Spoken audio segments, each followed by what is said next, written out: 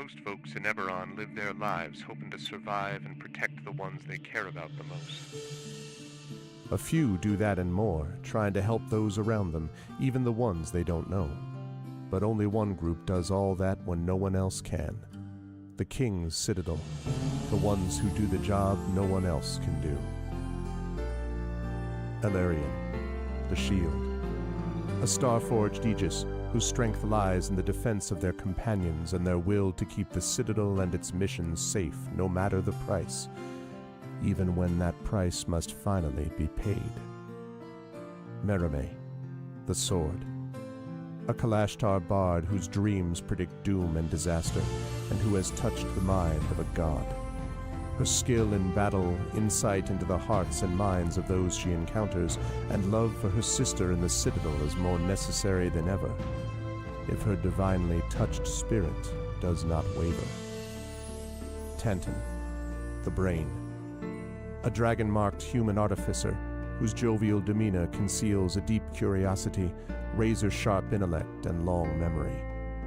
He knows what he did for the last war, and he knows what it did to him. And now that he has returned to the site of it all, deep within the ruins of Seer, he knows how much worse the next war will be, unless he can stop it. Nisiana, the Heart, a dragon-marked halfling healer whose love for her sister is matched only by her desire to help and heal the members of the Citadel. She's grown wiser and more wary, and has learned that at times harming matters as much as healing. Can she keep hope and the King's Citadel alive? Rowan, the Wild Card, a human wild magic sorcerer who's played a dangerous game for most of his life. He's gone all in to save his friends, but for the first time he's learned they're not the only ones sitting at the table. Can he break through the shadows of his past and finally call the bluff? These 5 elite operatives came together to aid the salvage outpost of Salvation, where the Grey hovers nearby, a threat and a promise. With the Oracle of War, they found an artifact powerful enough to end a war, or begin one. They traveled to Sharn's City of Towers to unravel the Oracle's mysteries while stopping assassination attempts from the terrorist organization known as the Emerald Claw. They traveled back to Salvation and into the Grey to repel a war-forged invasion and take the fight to the Lord of Blade's secret fortress Razorcrag. They paid a heavy price to rescue hostages from the fortress, and the Lord of Blades escaped into the Grey, seeking a way to create an army of Warforged powerful enough to crush the 5 nations of Corvair. But the Citadel had more immediate problems, the Emerald Claw, and a looming war. At the same time learning that the Lord of Blades seeks the Oracle of Bones to create his invincible army. Now the King's Citadel is in a race against time to unite the 5 nations and stop the Lord of Blades before he can turn his full might against all of Corvair. They've saved Salvation, navigated Sharn, prevented disaster at Razorcrag, stopped the war with Thrain, and thwarted the Emerald Claw. But can they finally unlock the Oracle of War's secrets and defeat the Lord of Blades? Only if they remember that in the end, all they have is each other and the King's Citadel. Long live the King. Welcome to Eberron. Welcome to Corvair. Welcome to the final season of the Oracle of War. That music bringing us in. What's going on, everyone? Welcome, Arvanauts. Welcome, everybody, to a Saturday night stream. It is Saturday, September 13th, 2025, in the year of our Lord, etc., etc. And I hope everyone is doing well as we provide you some entertainment in the form of Day 79 of D&D with I&B. It's Dungeons & Dragons with Infinity and Beyond. This is Eberron Oracle of War. This is the final season, and this is part 4 of the final tribute of the final season of Eberron Oracle of War. Very excited to be able to bring this to you tonight because things are heating up, everybody. Before we get there, though, just a couple of notes about ways to support us on the channel. If you haven't done so already, please follow us on the channel. Please check out our YouTube with !ArvTube. Thank you for those of you who have already subscribed over there. It is free for you to do that, but it really does help us out and gets you some extra content, so please do that. Discord is !ArvCord. You can hang out with the Arvanauts in between streams. Blue Sky is !ArvSky. That is where I am exclusively as far as the microblogging stuff is concerned, so please join us over there on Blue Sky. And don't forget to check out Gen GMs, Gen GMs, which is where Zach Clay and myself talk about DM and GM tips. We will have announcement about that coming very soon about some new video releases related to that show. So I'm excited about that. And again, the website for all this, arvanelleron.com. Financially, Arv Shop is the merchandise area, which supports us. A lot of the players today repping that. In fact, I see 1, 2, 3, I believe, people repping the shirts today. Arv Treon is the Patreon. That's going to be part of the subathon focus, which we're going to have in just 2 weeks. Subathon coming up, which will be trying to get that into triple digits and get our sub numbers up to that level as well. If we can do those things, we will be in good shape. So please do get ready for that. I am excited for the subathon. And I'll talk more about that in a second. And of course, subbing to the channel, as Tren was kind enough to do at the beginning here, is always very much appreciated. Tren has supported consistently for many months and years now. So thank you very much to Tren, and thanks for all those who do that today. And as always, publishing first, Icarus. That's my graphic novel from Athos Arts. Library is my Tales and Tomes, The Forbidden Library. That's my 5e adventure and sourcebook from Alligator Alley Entertainment. And Greyshade is my Greyshade IP. Greyshade, Renegade, and Heretic, the Grey Assassin trilogy from Athos Arts, available at that link. Also, the audiobook from our very own Tren Sparks, available at that link of Greyshade, and be on the lookout for Renegade and Heretic audiobooks coming by the end of the year. And of course, you can pre-order the tabletop role-playing game of Greyshade, which is coming to you from Alligator Alley Entertainment and designed by our very own Brandon O'Brien, about whom more in a moment. Coming out from Alligator Alley in about 5 weeks-ish or so. So very excited for that. Please do jump on board and pre-order that now so you can have that when it comes out. And as always, BLM, Black Lives Matter, important to affirm and assert the significance and importance of Black lives. Help Now, the World Health Organization page on suicide prevention. Very important to reach out when you need help and reach out to others when they need help as well. And thank you, Shattermage. Thanks for the resub. I appreciate it, man. And thank you, to please be like Shattermage and do that. And thank you, of course, for the mention of Ukraine, Ukraine, Ukraine, to help the people of Ukraine as they fight back against the illegal and illegitimate war with bravery and courage, and send the message we will do so for others in that situation in the future. Quick note on schedule. We've got this going on today, then we'll be off Sunday, Monday. I will be back on Tuesday, which is also my birthday, by the way. Yay. And we will be starting the final adventure in the Beowulf Age of Heroes campaign with Tari Tunes. We will have something replacing that, by the way, but we've got a lot of endings. We have the Eberron campaign will be coming to an end by the end of this year. We have the Ghosts of Saltmarsh by the Dice Roll campaign. Ghosts of Saltmarsh will be coming to an end soon, probably by the end of the year or the beginning of next. And we will have Beowulf coming to an end as well. And we'll have other things coming in, so it's not going to be missing it. So that's the thing. 100% Shatter. Could not agree more. Absolutely. Let's see. So anyway, where was I? Yes. So that's happening on Tuesday, followed by the Pen and Pixels over on there as I play more of Expeditions Rome. So that's going to be on Tuesday. And then Thursday, more Dragonlance. Very excited for that. More Dragonlance, Gold Box Dragonlance. And there's going to be, that may be a theme that we will come back to because we've got an announcement to make about the Infinity and Beyond crew. But that's the deal with that. First, though, I'm going to unmute myself, let the folks know that we are ready to go, and then I'm going to unmute them. And last but certainly not least, I'm going to head over to reveal to you the crew, which is missing some... No, what happened? Why is this... Wait a minute, is that... What happened? Why are these windows... Something broke. You may not have actually... Oh. Wow. I was going to say, Arv, your camera feed is not in the Zoom call. Oh, yes, it is. It's right there. What? I didn't recognize. I don't know what's okay. Sorry, I... Did OBS break? Is that what happened? I don't know what happened. happened. I am invisible for this session. Yeah. Lurking Hilarion will be everywhere. played by Ooh. 2/3 of Brandon O'Brien's because face. I'm just everywhere. I don't get what's happened. How did Rowan get so big? Yeah, Rowan is twice as He's got he's really popular. Rowan contains multitudes. I think we can all be clear Apparently. about that. Wow. All right, hang on.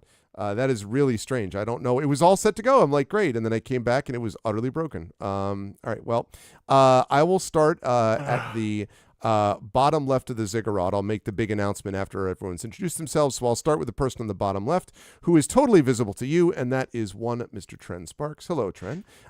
Good to see you. Thank you for repping INB with the shirt. How's everything with you and so forth, and whom are you playing today? So I have here what's left of a pot of tea, which was more earlier, because I was basically in the booth until dawn. I was like, Okay. because it still gets very, very warm in the booth. So recording at night is still easier because it's easier to control the temperature. Especially if it's getting warm during the day here. And we have an air conditioner, but we haven't been using it during the day because it hasn't been that hot outside the booth. So I'm still doing a lot of recording at night, but I don't have to worry about the crickets, which are now like 30 outside this window. And so it's just crazy insane. Anyway, yeah, it's I climbed out of the booth and was getting some water. And I looked at the clock. I'm like, it's 6 a.m. I'm going to go to bed. And so Wow. went to bed. And when I woke up and I looked at the clock and I'm like, it's been 2 hours. Nope. And so I went back to sleep. Or I tried to go back to sleep, but I couldn't. So I got up and I checked some stuff, went to the restroom, came back, and had some water, and I laid back down and I blinked and I looked at the clock, which I keep looking at my wrist as though I wear a watch, which I haven't done in decades. But it's like, and it's 2 hours later. Shit. And so this process keeps repeating. And when I got to about 2:30 in the afternoon, I'm like, all right, that's 8 hours. That's it. I'm done trying. And so I got up and decided to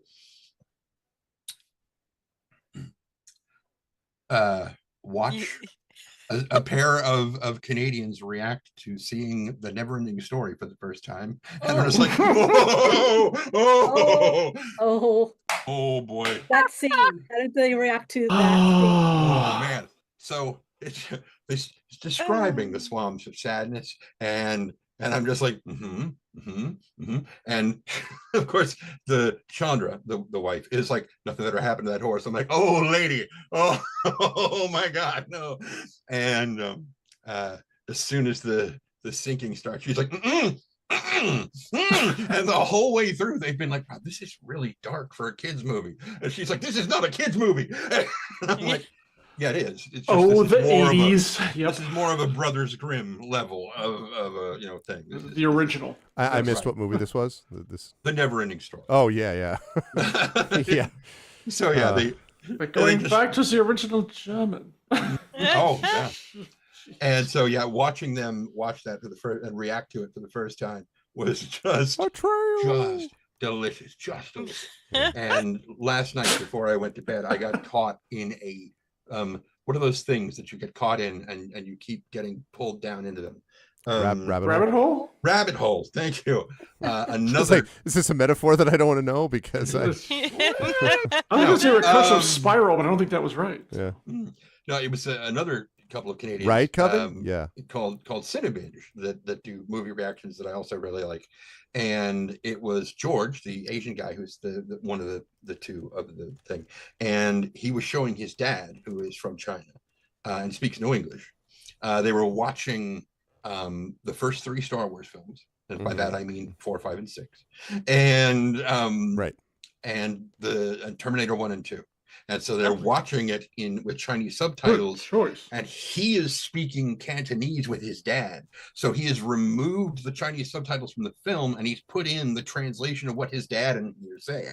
And it was so cool to watch this thing and to watch his dad make comparisons to Chinese folklore based on what he's seeing in Star Wars. Oh, And I was like, this is amazing. Yeah, that's awesome. It was very, very, very cool. Super cool. Anyway, I'm playing. Yes, some it's guy. like, and also you're playing specifically who? Yeah, I've forgotten his name. It's Hanton, Takashaw, to Kenneth. yeah, Hanson, which I think was a band somewhere. Which yeah. He doesn't. He With their doesn't spell have a mechanical Mbop, good voice. yes. Yes. No, not that one. That spell sucks. That's like that other spell that sucks. I'm sure there's a spell. Dancing Lights. Okay, sure. Yeah, we'll go with that. Yeah, it's just yeah. So yeah, he's basically leather Santa Claus. Don't take that in a bad way. He's not like leather Santa Claus. We're not going No, back there, sir. take it in the good way. Damn it. Clearly, there's so many No. good ways to take it. I mean, This is me you're talking about. if you're into no, that I'm- kind of thing, then that's kind of frequently what reminded, you're yes. into. It is But more importantly, no, it's a pleasure to have Turn of this. It's also a pleasure to have Marie with us. Welcome, Marie. Marie is now looking properly centered and all that on the screen. So it is good to see Marie. Marie, have you prepared all of Canada for the arrival of CanCon attendees next month? Because I'm aware that Canada, by federal by law, must notify people that us godless Americans, some of us may be coming up there. So I just wanted to know, have you made plans for that? And also who you're playing. No, I'm just like throwing a bunch of glitter towards like border services and we're gonna see what happens. That like, works there? That's cool. it's all good. It's the usual protocol. It's see. all good. Okay. But it's gonna be so cool that we're in a new venue this year and it's so pretty. It's got light and like expansive ceilings and room in the corridors that you can walk without whacking into each other. And Nice. ooh, Greg, exclusive right here, right now. I've not even organized it yet, but I'm gonna announce it Okay. on the Saturday night. Yeah. Are you excited, Greg? I don't know yet. You're excited. I've known you far too long to say yes before I know what I'm supposed to be excited about. Wow! Bird! On the We're going to Saturday rappel night. down the side of the Ottawa something or other. Like, no What the thanks. heck spoiled it? No, Throwing glitter as we go. no, we are going to have I know you're excited, dance party. A dance party. Yeah, wow, I you sound so excited. I I can't know. tell you Like, how I'm not incredibly feeling the vibe. pumped up I would be. I mentioned it to like as a joke to all the like the kids in the concom, you know, the Oops. ones who are in their 20s and 30s. Yes. And they were so excited, Greg. Like so Oh, really? excited. I'm getting a dance floor. Like these people are too excited. I gotta like give them the I joy. see. But what you'll like more on the Friday is we're having we're gonna have a reception celebrating Canadian small book publishers. Okay, cool. So you'll like that. It's kind of it's a networking event. You can wear something tweed. I if I'm allowed in though, they'll just be like, they're like, wait a minute, isn't this an American? No, we like you. Oh, okay. Others are in trouble, but no, we Yeah, like exactly. you. I'm very- I'm- You've got the in. I am genuinely excited for CanCon. It's one of my favorites every year. I'm excited to go back and all that kind of good stuff. When not Thank planning you. awesome CanCon though, whom might you be playing this evening?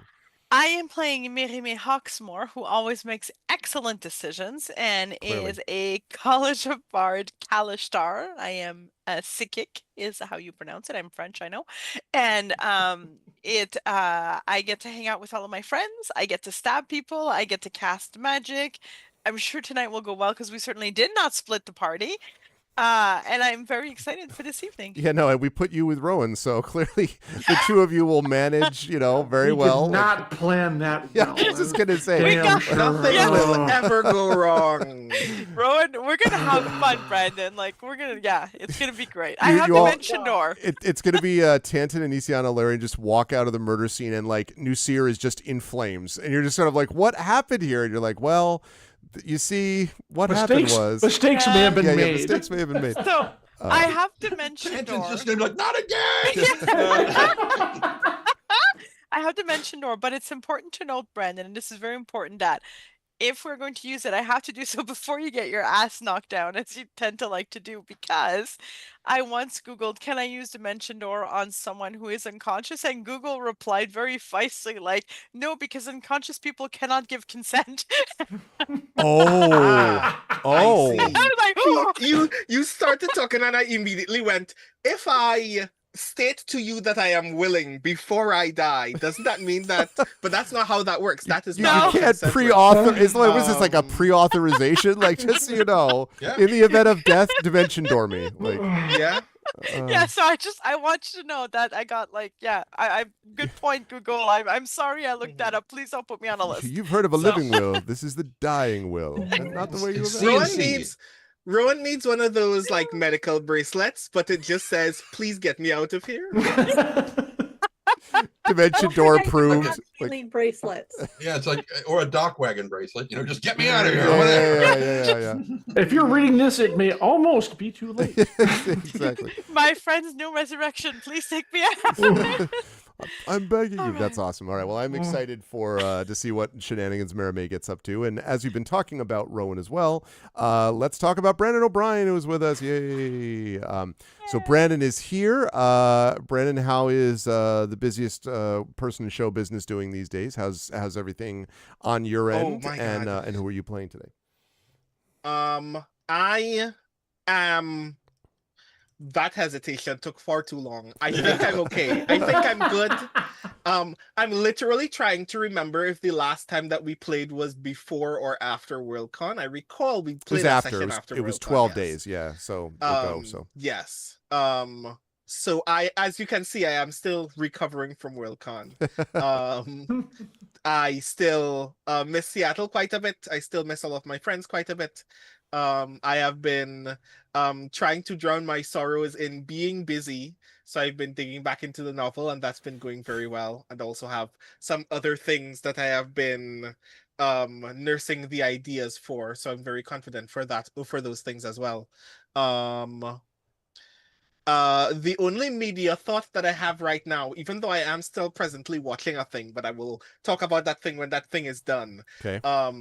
Is that recently I've been made aware of a discourse in Japanese literary mystery spaces Oh boy. called late queen theory, which is essentially the idea that because mystery is a piece of fiction, it is impossible to sell an audience on the idea that the detective who is solving the mystery at hand has considered all of the options, because as you're reading it, you immediately go, well, there are some options that the author just never thought about, and that's why they're not in the book. And that there is this like question of whether there is the ideal mystery where the act of pursuing it is the act of proving that the detective has in fact considered every possible outcome. Okay. And as a story premise, this is obviously very intriguing to me, because I'm like, I want to write that story. I want to write the story where the audience is absolutely convinced that the detective has genuinely considered every possibility, and this outcome is the only possible outcome in this story. But in the real world, this is also very frightening about the way that we think about actual law. Because it means that you haven't thought, you also need to consider the possibility that we're never considering every option in the real world, and as a result, dozens of people are going to prison because no one ever stopped to ask every possible question that could be asked within the realm of reasonable doubt. So I just wanted to briefly let you know that all law is broken. And that this is going to live in a part of my brain for the rest of all time. So yes, this is where I suddenly pivot into all the joy that we're going to have for the rest of the evening. Hi everybody, I'm Brandon O'Brien. I am a poet, writer, and game designer from Trinidad and Tobago who is never this morbid in real life. Tonight I'll be playing Rowan Shallow, who is absolutely positively not going to do anything reckless this evening. No, okay. I'm just making sure that I take a note that is the case. Yes. That'll be. Remember that Brandon said that and not Rowan. Yeah, no, I know. It's very true. Always a pleasure to have Brandon with us, and also a pleasure to have Jennifer Brozek with us today. Good to see you, Jen. How is everything with you? And whom are you playing this evening? Well, I don't know if you noticed just like about 5 minutes ago, but I was muted and yelling off screen. I saw you talking to someone on screen. I couldn't tell that you were yelling, but yes. Well, it was more like Mimir, my teenage kitten, Yes. was being a menace. In fact, all the kittens are being a menace right now. Like going places they're not supposed to be going, but they're different than the last set of mouths I had. The last set of mouths just did little things like climbing curtains. That's what I expected. That is not what this set of kittens is doing. This set of kittens is literally playing parkour through the house. Mm-hmm. Like I said, included my trophy shelf, the top of my trophy shelf, which you would not think that I was wrong. I was a very wrong cat owner. So, which is fine. It is nice to see that they are healthy and well and being kittens, but my God, they're teenagers. I'm getting sullen looks when I tell them no. I'm getting like literally. Are you sure it's not just the regular cat expression? I'm just. Oh, no. This is a very specific cat look. And like when one of them gets too excited and doesn't think, they will jump up on things they're not supposed to in front of us, and then they get yelled at, which they immediately get down. But it's just like they're Are they looking over their shoulder to see if are they looking? Are they looking? Right now they're not here. My husband came in and got Mimir so that he would stop doing the thing that he was doing. I went and got my flu and COVID vaccination yesterday. Okay, good. So every time you see Lilu come and push my arm, she is hitting my vaccination spot. She's just reminding you of the good decision that you made. Like, hey, look, I did. Remember this They is asked safety. me to come back next week for pneumonia because apparently if you're over 50, you also should get pneumonia this year. Oh, jeez. But last week, if anybody is really interested in some horror, I read with Marguerite Sheffer on Story Hour. Story Hour, yay. Which was so much fun. And her story will never have you looking at lobsters the same way again, which is a thing to say. And mine is a series of flash and short fiction. So if you're starting to get in the mood of spooky season, because it's starting to finally get a little bit cooler, though my state is currently on fire. I checked. We have 16 wildfires going on right now. Wonderful. 12 of them got started 3 days ago from a lightning storm. Oh. All right. Because we have the drought going through. Yeah. So yeah, we're on fire. But not nearly as bad as last year, which sounds weird, but we're better than last year, which is great. That's good. Let's see. Anything else of interest? No, I can't think of anything else of interest. So, I am playing Nisiana Di Jarasco of a halfling healer from the House of Healing, who is currently not regretting splitting up the party. Or actually, I wasn't the one who said split up the party, but I agreed to it, so it's just as bad. And I'm still waiting for an answer from my Baron on my sending. But yes. It's only been a little bit. Yes. And she may not have any clue who this person is. Even if they are, in fact, actually a member of the household. She still may not know who they are. Mm-hmm. So yeah, we're gonna go chase after an invisible demon or something. It's gonna be great. What could go wrong? But it's always a pleasure to have Jen with us. And last but certainly not least, happy to have one Mr. John Helfers with us. John, good to see you. And I promise we won't talk about this much other than to say congratulations. The Packers look really good. Hey, so did the Steelers. I so was yeah, pretty happy with that. Good, Not debut, bad, absolutely. But how are you, John? How's everything with you? And who are you playing today? I am good. Yeah, it's been a heck of a week for football. Oh, I actually have something to lightly promote. Oh, yes. So there is a gentleman named Christopher Schmidt who puts together these anthologies, and the latest one is on Kickstarter right now, and I'm just going to post the link to it. It's Creepy Yuletide Tales. Creepy Yule. Why does it say? Is this the Christopher that I just co-edited the Good Neck? I believe so. Yes. Yeah. Oh yeah. He's definitely worth a. Hang on though. This one says Fey Duelist. I don't think that's the right one. I want to make sure I get the right link.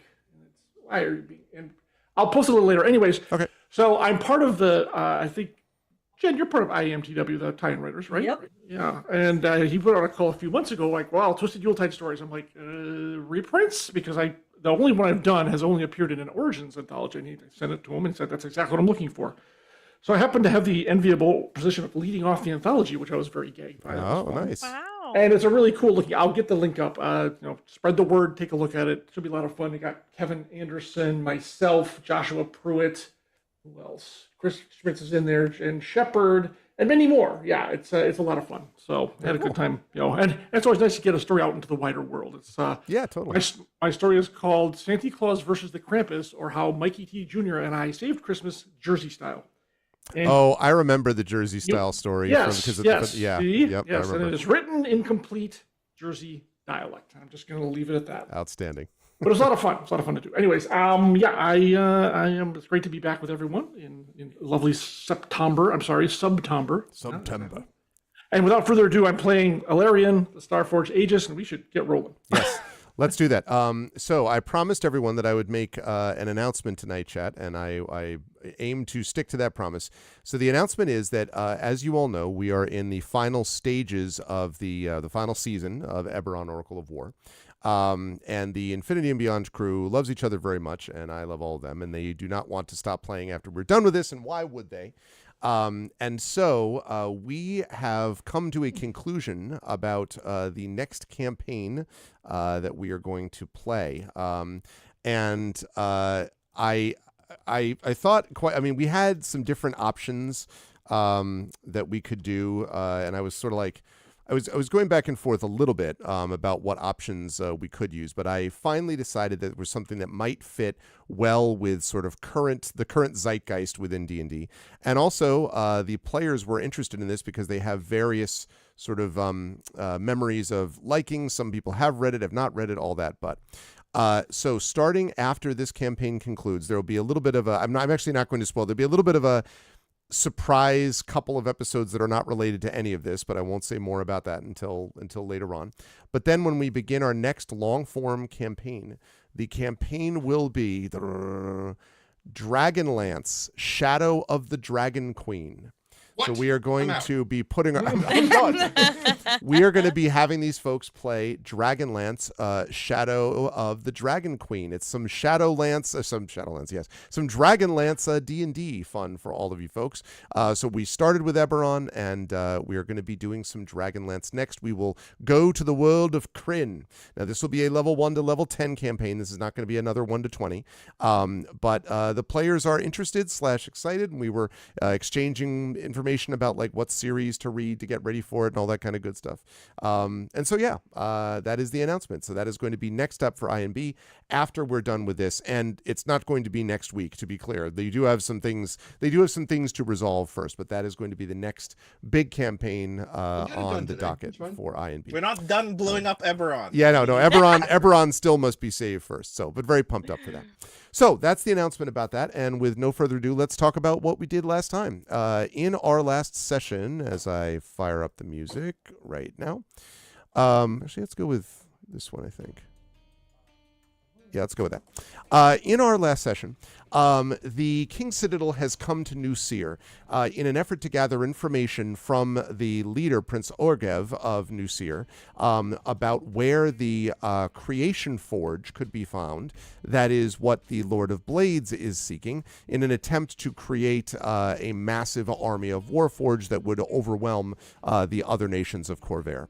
That was the intended idea. But of course, not surprisingly, nothing ever goes quite the way you hope for. And so when they arrived, they found that but New Seer, which is a refugee camp, really, is in terrible shape, and even worse shape than normal because of something which has been going on over the last couple of months, relating to much more difficulty in being able to feed the people, in being able to keep them clean.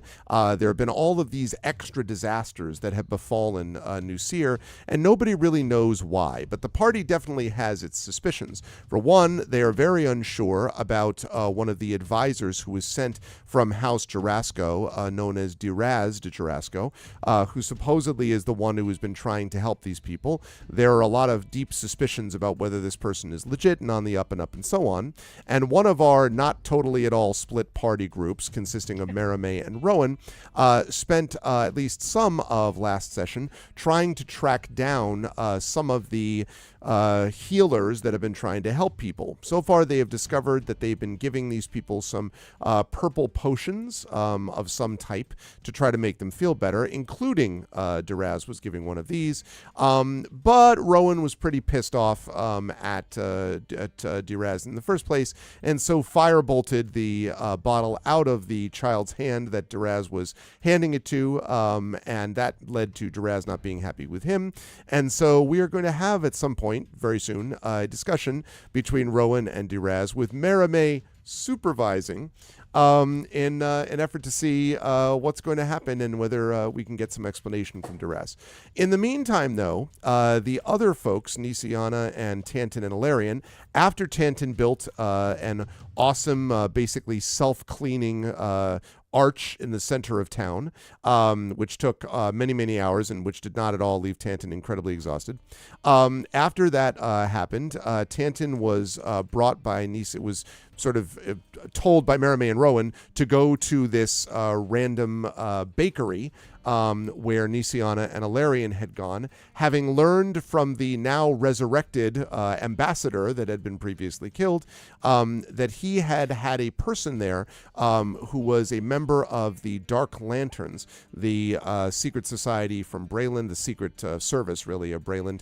Not quite as awesome as King's Citadel, of course, but I mean, who is? That had come to speak to the ambassador. And what they discovered was that shortly thereafter, no less than Diraz de Jarasco had showed up as well, and the ambassador, who it turned out had been poisoned by a poison which only takes effect at midnight, very, very clever, had discovered that the person had told them, the ambassador said just before slipping into unconsciousness, that the agent in question had supposedly been living above this bakery. So Nisiana and Ilarion, and then eventually Tanton, went to this bakery, only to discover that, well, maybe it wasn't really all what it was cracked up to be. First of all, there was a sign on the door saying they were out of flour. Then when they went inside, there was this strange dripping liquid that was coming from the top floor and dropping onto the ground below. And it turns out that the reason for that is because there was a body upstairs that had had the head torn off and the organs consumed by something, which then ran on clawed feet toward a window which is still closed. So apparently this thing killed him, ripped him to shreds, and then teleported outside of the window.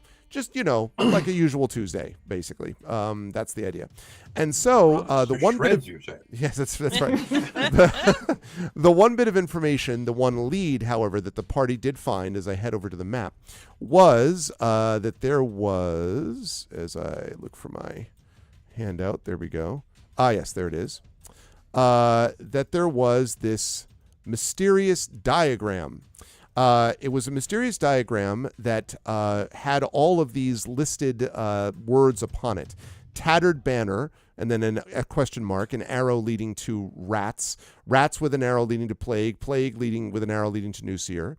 Jarasco, question mark, leading up to rats. Probably not talking about Nisiana, one would assume. Jarasco with an arrow also leading to unrest and then reprisals. And then farm sightings, that's interesting, some reference to a farm. And then famine, and then New Seer. And last, a name of a person that the party has not met yet, Commissioner Gebler.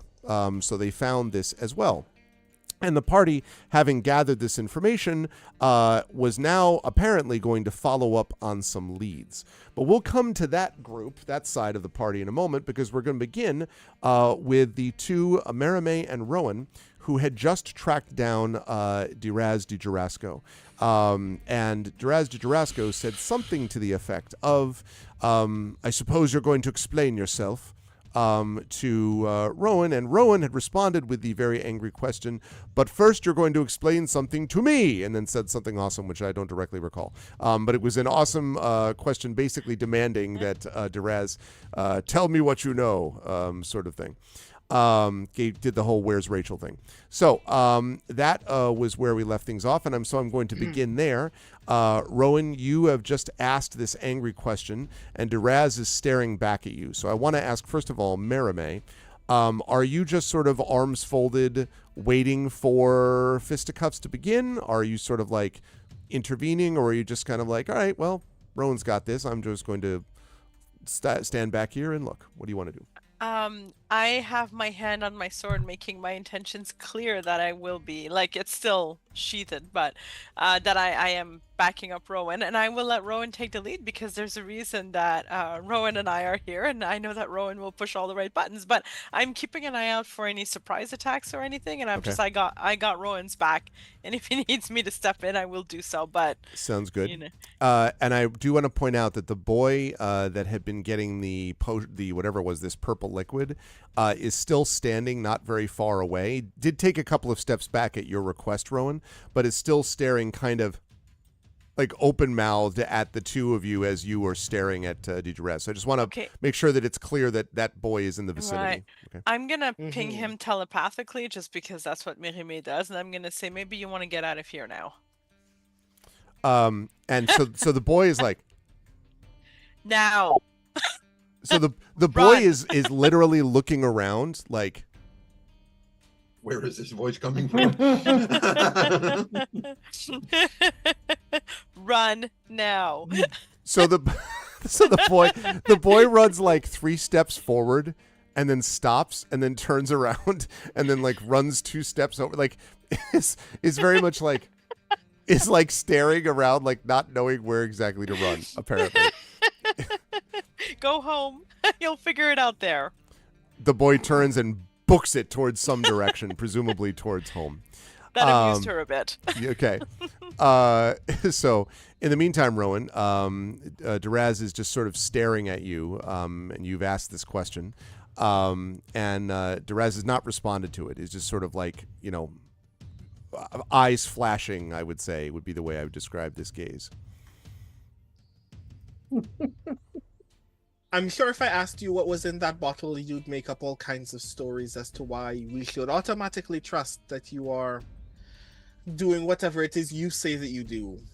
Instead, we're going to investigate that on our own. While this is happening, is the mind link still up? Oh, yeah. You heard me scream at the kid too, but I dropped him now. Wow. Do you have any, like, I'm literally going, do you have any spells that would detect anything funky about the liquid that is now, I can only assume, bubbling on the ground beside me? I bet you that my sister would, but I unfortunately do not. Grand. So when you say that, he says, as far as that's concerned, you're more than welcome to be able to look into that liquid and determine what you can. It is, in case you're curious, an attempt to heal. This population has been quite sick, and we've been overwhelmed by it. Not that you would notice, since you've decided instead to cast spells, attack spells near innocent children. And he just kind of stares at you. Can I insight him? Sure. Oh, yeah. Do I believe his bullshit or Sure. not? You could I get perfect. I get that at advantage. Okay. Yep. The fact that you've already defined it as bullshit tells me that you don't believe it. 28. You're told exactly what you believe. Oh shit, he's so honest and good. Now I understand. He's right the whole time. No, I'm drinking the potion. Okay. Exactly. Yeah, I need to take it. You attack Rowan. What's going on? Okay. Gwyneth Paltrow was right all along. Okay, go on. Jeez. Oh my god. Wow. No, none of that happens. Merime, I would say that what that tells you is it's probably true that this item has healing properties. You don't think he's making that up, but that's doing a lot of heavy lifting, right? Like saying, like, oh, it was healing. Like, so's a Band-Aid, right? Like, you don't know what the level of it is, but the point is that clearly he's putting a lot of weight into this is healing stuff, and you're pretty confident it's not poison, but clearly there's stuff he's not saying. Right. I'll just, tell Rowan, like, I think he's full of shit, except in a cool D&D way, probably. But no, that's what Mihime would say. Okay. He's full of it. Okay, Rowan. Here's what I know. Admittedly, of the very little in this great big world of ours, I'm sure of only two things. One, as much as no harm is the ideal that we can hope for in this world, often, in the interest of mitigating harm, you need to be willing to call a couple shots. The second is that without dwelling too much on the details, something very recently, very strange has been taking place in this town for some time now.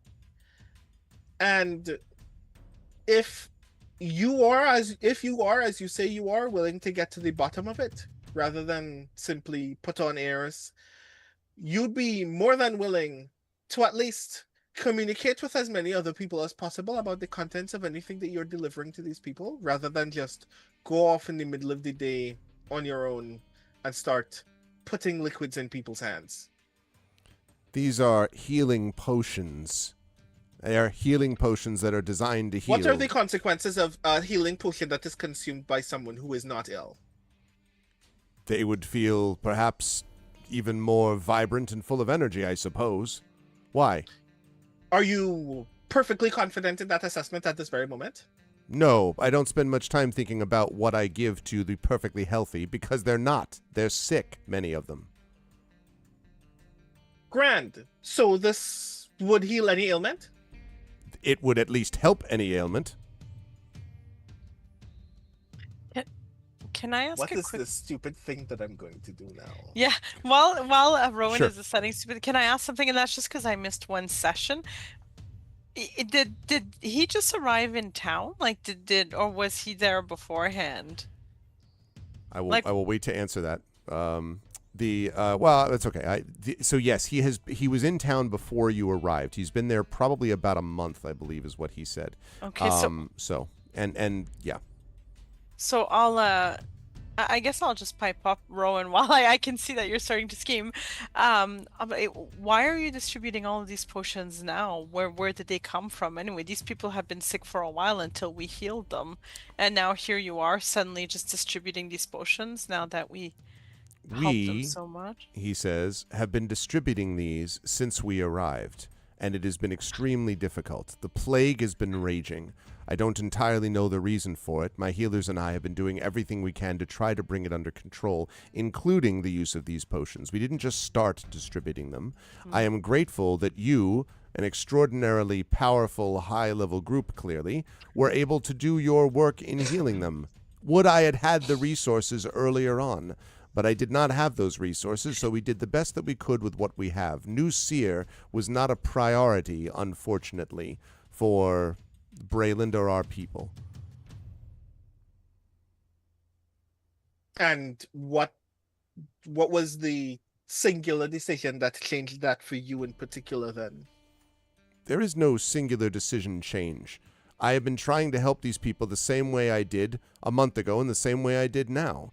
We have been making these potions here and doing the best we can to provide them to the populace. But it is difficult. I have only 4 people from the House Durasco with me, and they and myself were overwhelmed by the many hundreds, even thousands of those that you can see around here who were sick. We have done the very best that we can, and you will note, by the way, that not a single one of these people has died during the time that we have been here. We have prevented death, and that, of course, is the first goal that we must have. It's not good enough, but it's a start. And the fact that you've come in with this shooting things out of hands, and it's just disgraceful.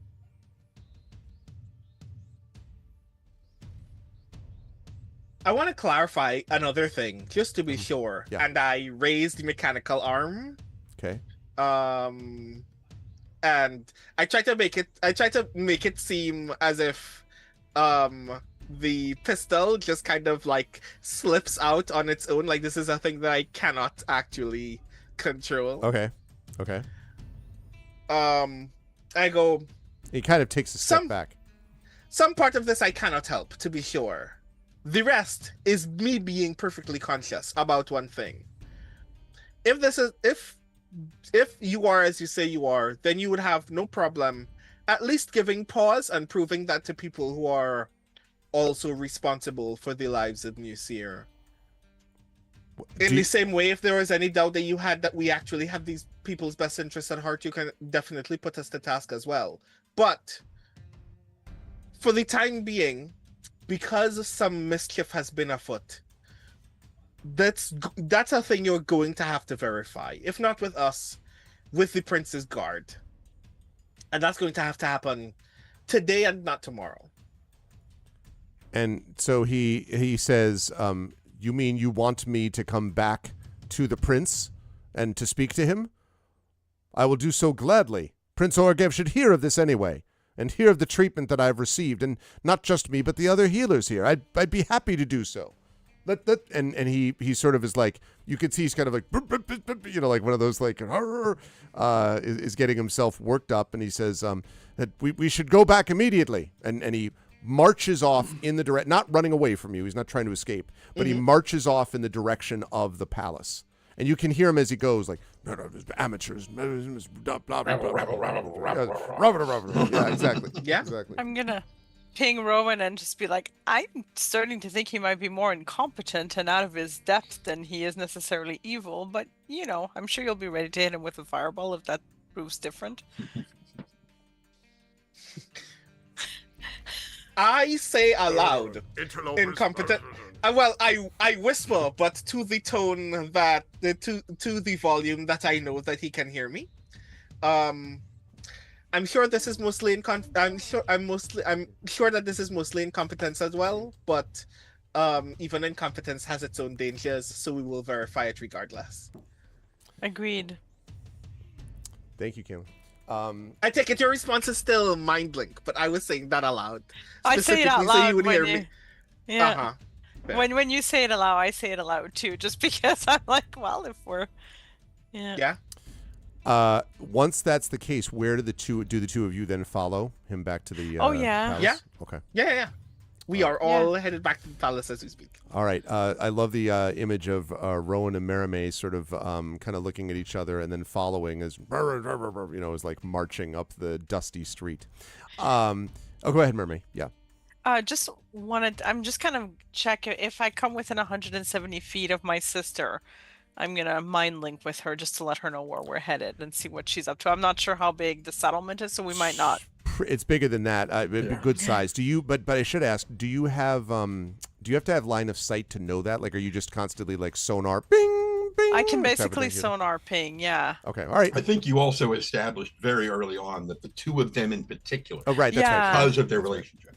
Yep. Yeah. That's right. Thank you for the reminder. That's right. Okay. I shall keep that in mind. All right. Perfect. In the meantime, doing, doing. Okay. In the meantime, Tantin and Larian and Nisiana, you have just come out of a very, very bloody scene, but you do have with you this diagram with a bunch of leads. You talked, and this is just a reminder because you mentioned it last time, you talked about this thing about you didn't know what the hell the Tattered Banner thing was about. You wanted to know what the farm sightings were about. You weren't sure who this Commissioner Gebler thing was, guy was, and last of all, as you mentioned, Nisiana, you're waiting to hear back about from the Baron. So those are the main things that you've got right now. What would the three of you like to do? I think we need to go back and regroup with the others, because if we're going to check out various different things, Shudder, we may need to split up the party again. We can't all cover this, going from one to one to one. We need to cover more ground more quickly. So my suggestion is we head back to the manor house and find the others. So we know a couple of things. One, there is an invisible demon around. He has murdered.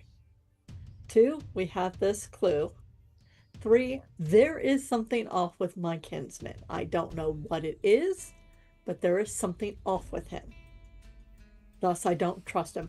4, someone murdered our ambassador. And it's a good chance that they're going to do it again or try again. But they certainly got his contact. Right. Oh. In a way that cannot be resurrected. Yeah. So. Okay. Oh, you don't know about that, me and Tantan. Yeah, the ambassador was. Yeah. I was like, what? They killed him with a poison called Midnight Tears. Midnight Tears, yep. Can be administered at any point during the day, and it goes off at midnight. And through various clues, we came to this place, and the person we believe found dead is the guy's contact, who was part of the Lanterns. I know that they're not as good as we are, but they try. Yeah. So there's a lot going on. Do we have any clues as to who poisoned the person you speak of? The ambassador whose name you can't remember? Remember, he's very tired. Yeah, exactly. Yes. Well, that's Yes. okay. Jen can't remember it either. So, no, but 1, Midnight Tears is incredibly expensive. 2, whoever is doing it is designing this to drive a wedge between New Seer and Braylon. And again, that number that my kinsman came up with is outrageous amongst any number that could have come up with. So it's like added insult to injury with the killing of the ambassador. Either they didn't realize we could resurrect him, or they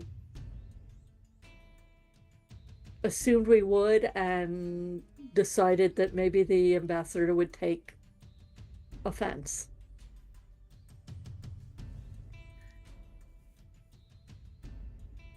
Do you think that whoever poisoned them knows that they are once again alive? Well, we haven't mentioned it, but we haven't said it either way. And we want to test. I'm sorry, I'm just going to ask this. Marie, didn't we write down there were 2 people who visited the ambassador the previous night, right? Mm-hmm. Who was that again? Because there was I would know. A Dark Lantern. Who is the one who's dead? Right. Yeah, and what's his face? Jarasco, right? Yeah. Right. It was right. That's what I recall. Yes, and yeah, those are the 2. Didn't Jarasco brought the bottle of liquor with him? No. Dark Lantern brought the bottle of liquor, but right, and did The Jarasco gin, right? The bottle of gin. Yeah. And Ambassador and Jarasco had some. However, if you poison the bottle, and I will note, as far as we know, that's the other thing. He's not dead. Right. If he drank the same bottle, he should have died.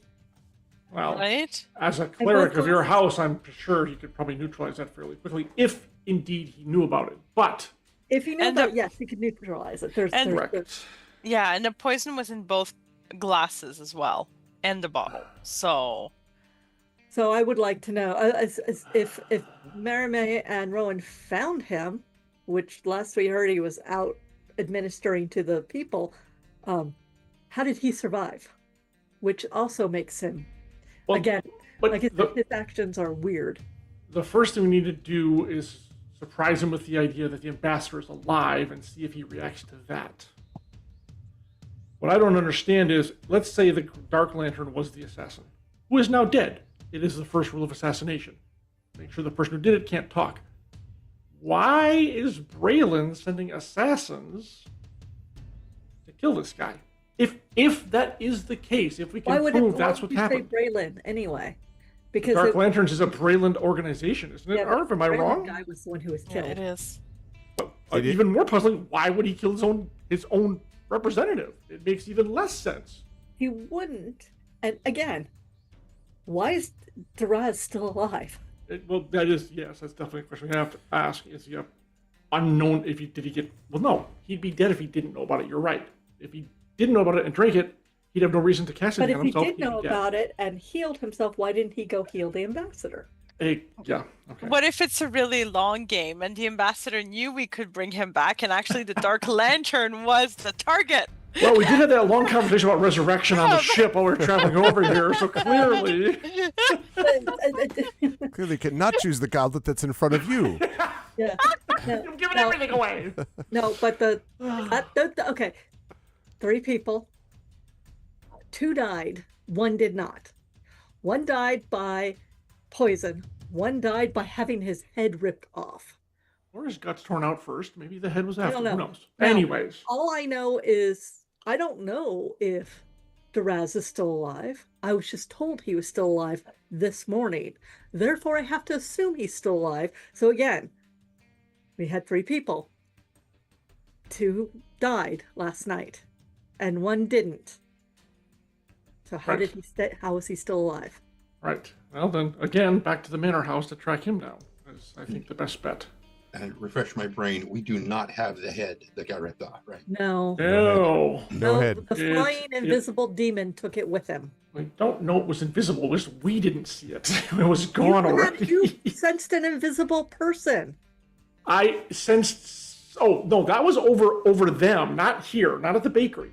I sensed some sort of presence at the other place. We cannot leap to the conclusion it was a demon or the demon. That's my point. Could be a lot of things. It was just a massive magic. Interesting coincidence that you were up in the air, invisible, and sensed another invisible flying thing.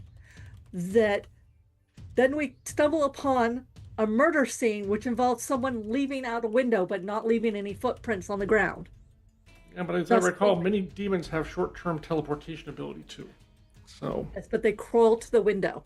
Well, or he crawled on the roof and went somewhere else. Who knows? Or they walked to the window. Yeah.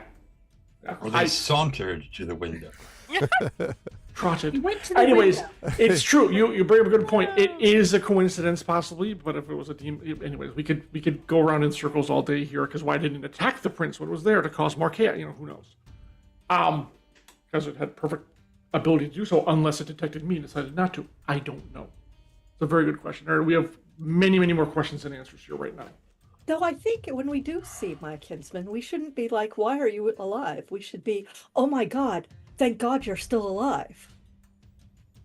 Well... You stop, you menace. That's what we should be looking saying. off to the side, you see. Actually, what we should say is, my God, did you hear the news about the ambassador? Not intimate that he might have been a victim yet, but say, oh my God, the ambassador was killed. Like, we don't even know he visited him last night. Let's keep that information back. Okay, I know how well we act. It's not that good.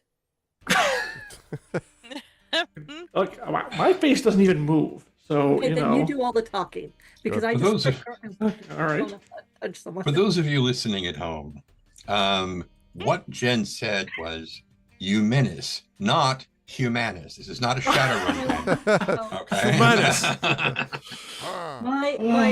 my elder male kitten is in my closet, knocking things down and trying to climb onto hangers. Seems about right.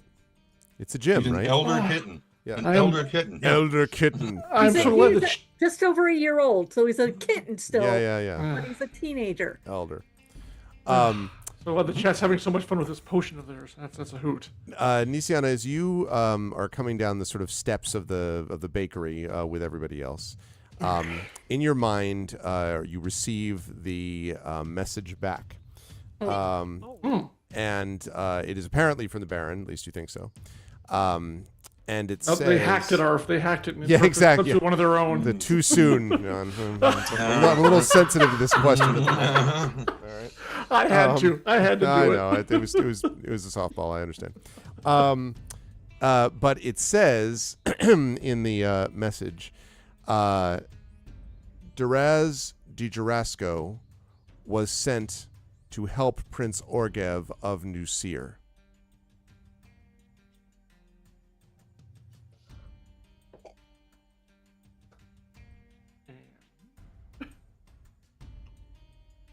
No, extend to him every courtesy. Deny this man nothing. That's it. That's it. That's it. Oh. Boy, he's paying by the word apparently. Well, I mean, yeah. The letter. Listen, they're trying to downsize. The Baron's been saving money. Like, We had to break up our messaging. It was AT&T, and now not anymore. But it's just the cost is going. It's crazy. Yeah. You get an alternate one that says it is both good and bad and wonderful and not wonderful, and you realize it's the ChatGPT of telesettings. He only basically sent 10 words. No. Yep. Please do the needful, and it just stops. The answer you seek is the word is yeah. God. Was sent to help Prince. That's it.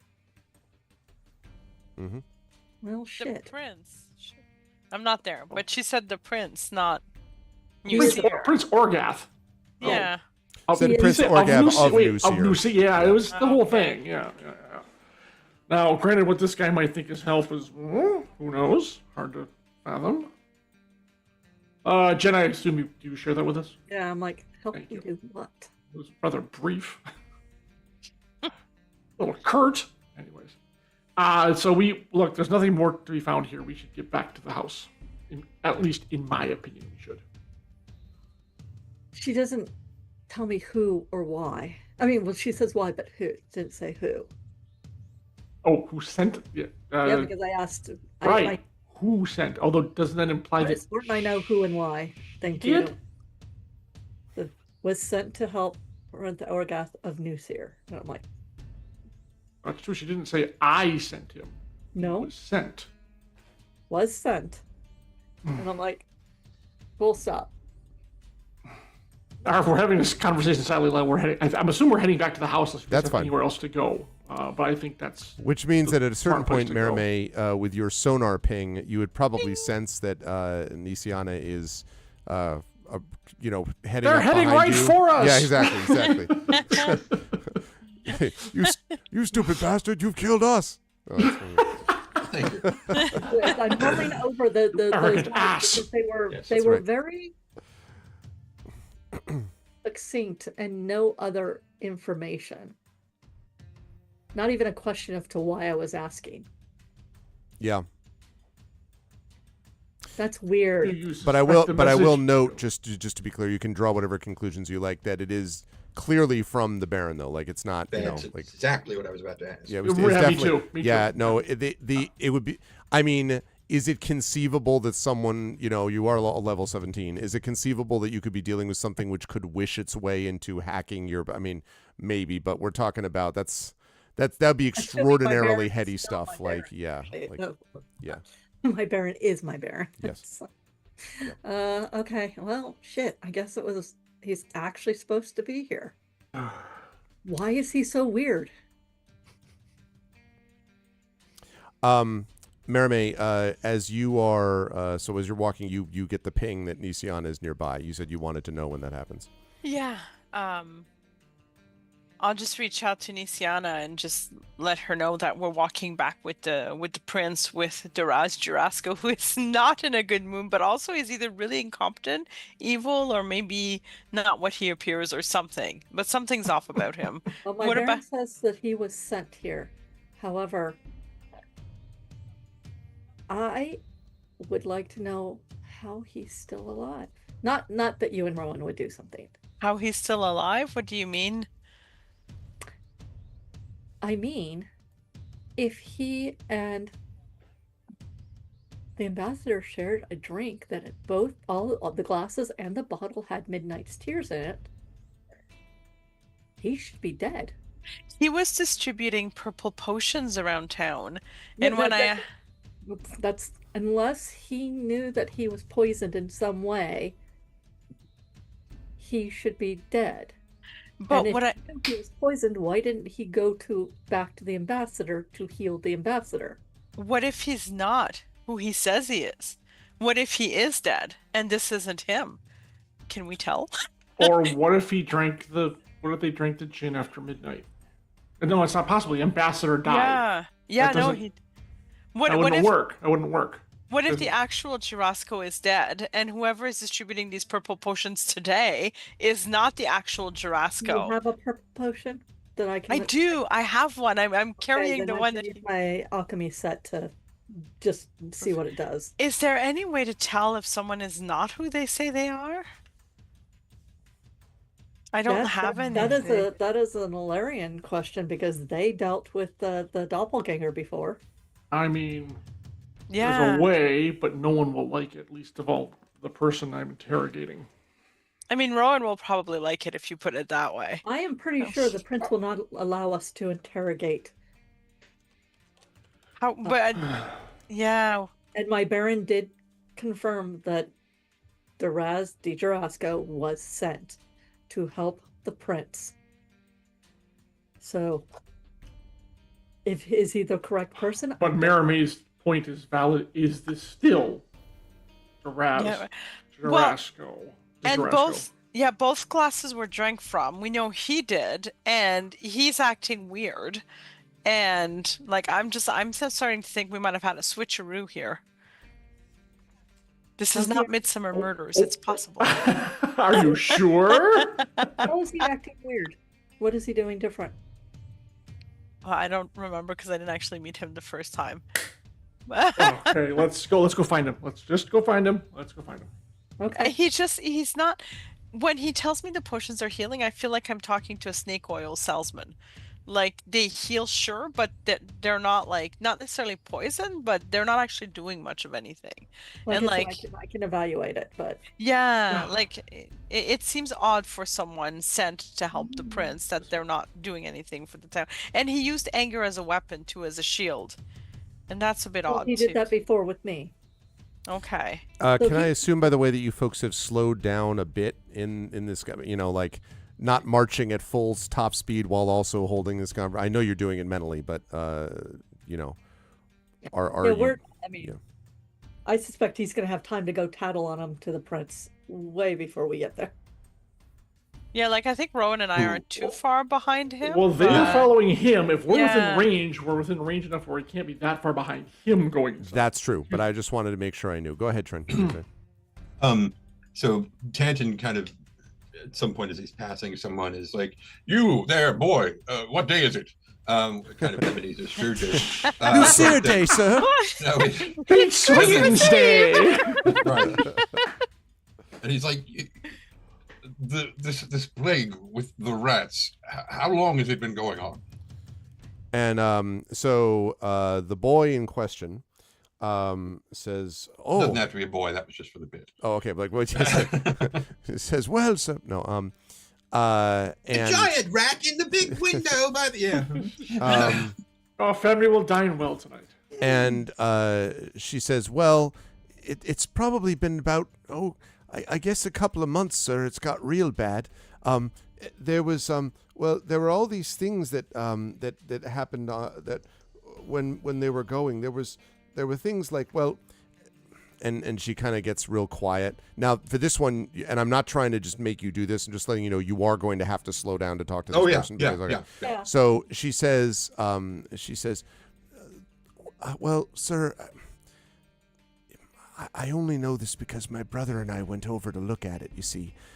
But we were told not to. My ma, that's the only one who's left for us, And she said, don't go over and look at this thing. And we said, oh no, we won't. And then we did. Well, sir, it's the tattered banner, sir.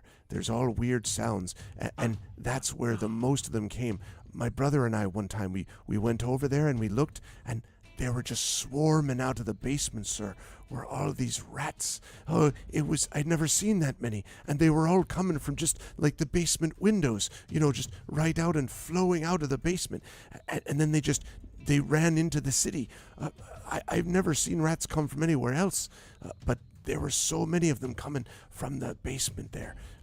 It's been closed down, you see, the banner for a while. So it's an establishment. Yes, sir, it's a tavern, but it's been boarded up for a while. How long?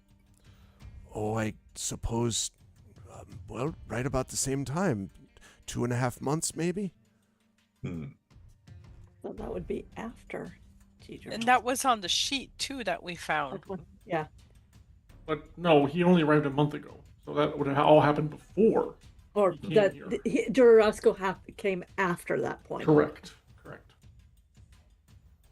One quick note, he did arrive in town at that time. You have no idea where he was before this. Yeah, that was. I'm the only next saying that thing not he because was. I'm trying to play along with you. I'm just saying it because Oh, for no. clarity about like. I mean, my next sending is probably going to be. Could you tell me when he But actually? they did, didn't they? They said he was sent a month ago. Isn't No. that what came back in the message? no, he said a month ago. They just said he was They just sent said- here. Daraz They did not Jurasko give a was time in the sent message. to help Prince Ah, Orgoth of New okay. Sphere. Right. That was it. Ooh. Not when, not by who. I'm gonna have to do another sending. Ooh, And go ahead. I'm sorry, can you ask, I don't know if you can do this or if you would do this in character, but if you can ask your Baron if she can send to him. Because if she can't, that means he's not who he says he is, right? I've got an easier way to figure out if he is who he says he is, Press Not silver punch. to him. rather than doing a big game of continental telephone. That's fair. You I could do just that, like death from above. I just want to make sure I know. It's like, Just cut him open and see if there's a Would bigger you brain. stop spoiling it, Arv? Jeez. okay. Do we ever get to have any fun in this game? Oh my god. I'm still stuck on the whole. There's a bottle and 2 glasses, all of which were poisoned. hmm I mean, Shared that glass. I have a Alex is feeling. still All right, alive. I'm going to find this guy. I'm going to find what's his face, Jurasko. I'm going into the house. You guys can talk to the kids, do whatever you want. I'm off. Well, we're Tangen gives her an electrum because those coins are worthless. And Wow. Damn. How much gold do you have? a lot. Uh-huh. Wow. No, give her 5 electrum. Okay. Now, when you go into the palace, so there was a pause. He went into the palace doors, open, Mm-hmm. closed behind him. When you go in, the guards sort of nod at you, recognizing you as you pass Sure. through. Yeah, I'm so melted to the woodwork there. Yes, absolutely. Clearly. And I nod back though, because I'm polite. and then you walk into the palace. When you walk into the castle, though, you do not see him when you walk through the door. At least that is to say, now the castle's got all kinds of passageways and winding hallways and Right. everything. I know we did pause But- waiting for him to have his conversation with the kid and everything, but I'm like, let's go. All right, Right. but I'm going to go back to the room where he met the prince last time. Okay. Go ahead, Mermaid. Were you confused? Was there Oh any question? no, just Rowan and I were still following him. No, I know, but there but- was, this he did go through the doors of Fair. the palace ahead of you. So when you get through, you do not see him. When you arrive at the room where the prince is, you were informed by the guards that the prince is currently out and about in New Seer.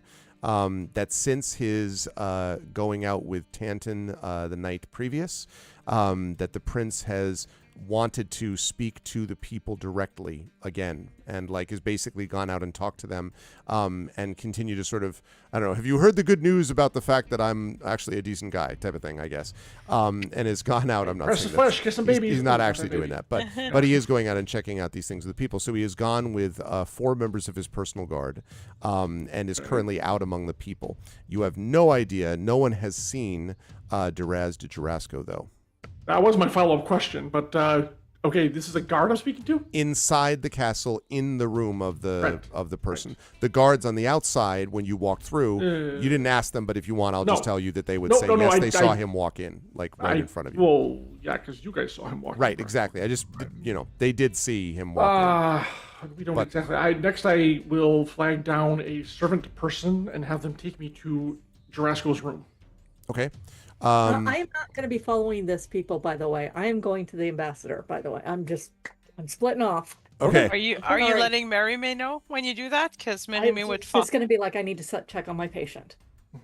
Okay. I'm gonna and I'll be like, I'm gonna check on my sister. You two Okay. don't get into too much trouble. I tell Rowan and Elarian. So Nisiana and Marimay are No, going you- to check on the ambassador. Rowan and Alarian and Tanton, are you going with To the Okay. kitchen. for the kitchen? Tanton is going to the kitchen. Coffee. Yeah. Alarian and Rowan are going to We're splitting the party again. Yes. Yes, exactly. I was just going to Into make into three parts now. Three It's great. parts. A got tripartite this. solution. I can't wait till we got 5 different components. It's the death blossom of D&D. I can't wait. It could happen, dude. It could happen. Okay, so Rowan and Larian, you go to Di Jarasco's room, which is what you had asked, right? The room is locked and closed. Maybe not that surprising. And actually, I asked on the way to say, he just came in here. Did you see him in passing? Asked her, the woman. This is a he, and he says, no, sir, I have not. He was left, I think, this morning. He was going out to tend to the people, he said. Yes, he recently came back, but he seems to have disappeared. So the room is locked. It is locked, and it does not I look will- like he's been back this way. I mean, like, you would have presumably run into, unless you, like, ran or something, but you don't. Yeah. Do you have a key for this room? I do, sir, but, well, the prince, and, I mean, Mr. Durasco is... I start picking the lock. so he, like, basically Well, is hemming and hawing. Apparently we will not need the key. Okay. Go ahead and make, let's see. I need you to make a Constitution saving throw for me, please, Rowan. Oops. You got this. Yep. Okay. As you start, if you say so. Remember that this is our only play session this month, so if you're going to use inspirations, Now is the now's a time. good time to do it. That's true. If anyone's got an well. inspiration, now The would real be- question is this a poison trap? I will say that this is. You're a little shocked to discover that you're being shocked. No, let's just make this roll. Ooh. 11. Cool. 11. So that's not so much. Let's see. So Who framed Roger Rabbit? okay. Let's see.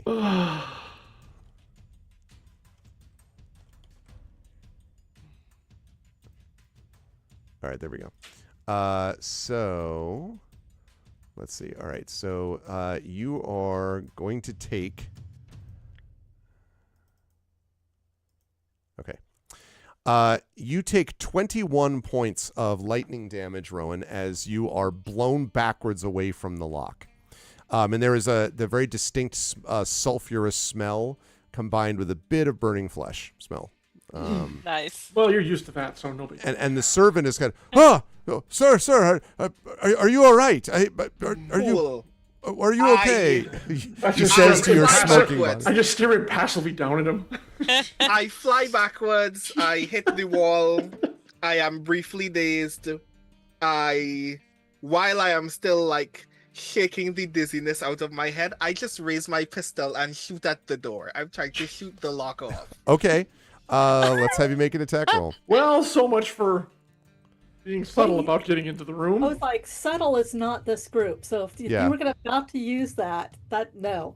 This is reminding me of mean, very. I was gonna bribe the guy to I open can the damn door. I can only but, presume I can only presume there is the smell of nitrogen and several like a long line of ash from the doorknob to the wall. So I might as well at this point. Yep. Right. I guess I don't hit the door. What did you get, a 10? I think what it is that you hit the door but not the lock. So it just like slams into the Okay, the add wooden this. door. Also, why did I do? That's not. Hold on. Let's try this again. I forget that I actually have sunshine here. All right. You should really just find Kenton, but this is fun. Oh, okay. Oh, look at that, you're mad. 29. Yeah, you're really mad. Apparently. Pow! Just slams into the lock. Go ahead and roll your damage. I was really tempted to do the in the trash compactor. No, wait, and then the you know what I mean? Exactly what I was thinking. You know, but no. So this slams into the lock, and it definitely like hits the lock. It does not seem to and as you sort of look at it, you're like, wow, like you really did some piercing damage. And it kind of buzzes as if the electrical whatever sort of dissipates when it's hit. As you walk over to it, though, Rowan, you can see that, again, you now, in addition to the smells that I previously mentioned, there's now also the smell of burned metal. You have a suspicion that what you may have done is fused the lock and the door together to the side of the frame of the door.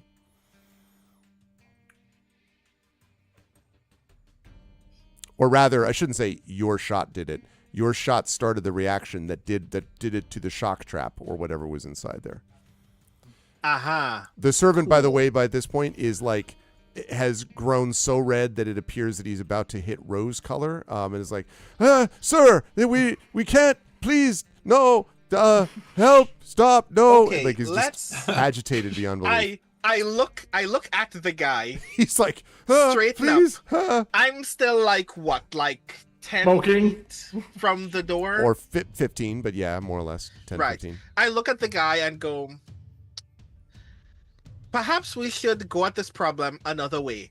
Big B's hand makes a fist and just punches through Punches through the door. the door. All right. While he's just casting pushes the that, door off. while he's casting that, Yes. 'cause I see the fist start to form, I give the guy 10 gold pieces Okay. and tell him, go.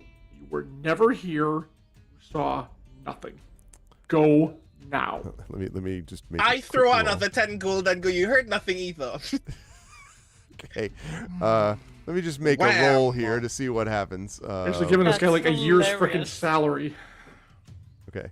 Unless So- this door is metal or harder, we should at least be able to see into it, if not enter it. Larian, I am tempted to make this an intimidate check, but I'm going to make it a persuasion check. I was about to say, I'm trying to persuade the guy. Make the persuasion check at advantage.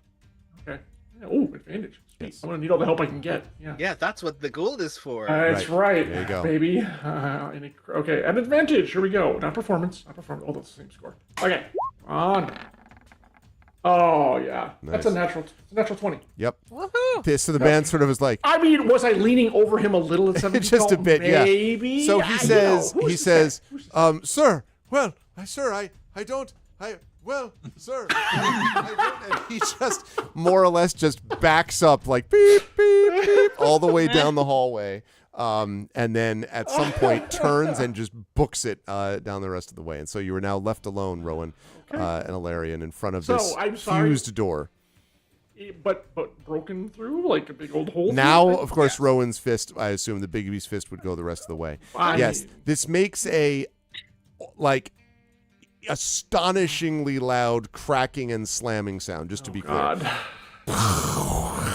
Echoes throughout the hall, you know. Several rats, like, run out of, like, various places. Ah, I mean, oh, sorry. And the door is now just destroyed, obliterated.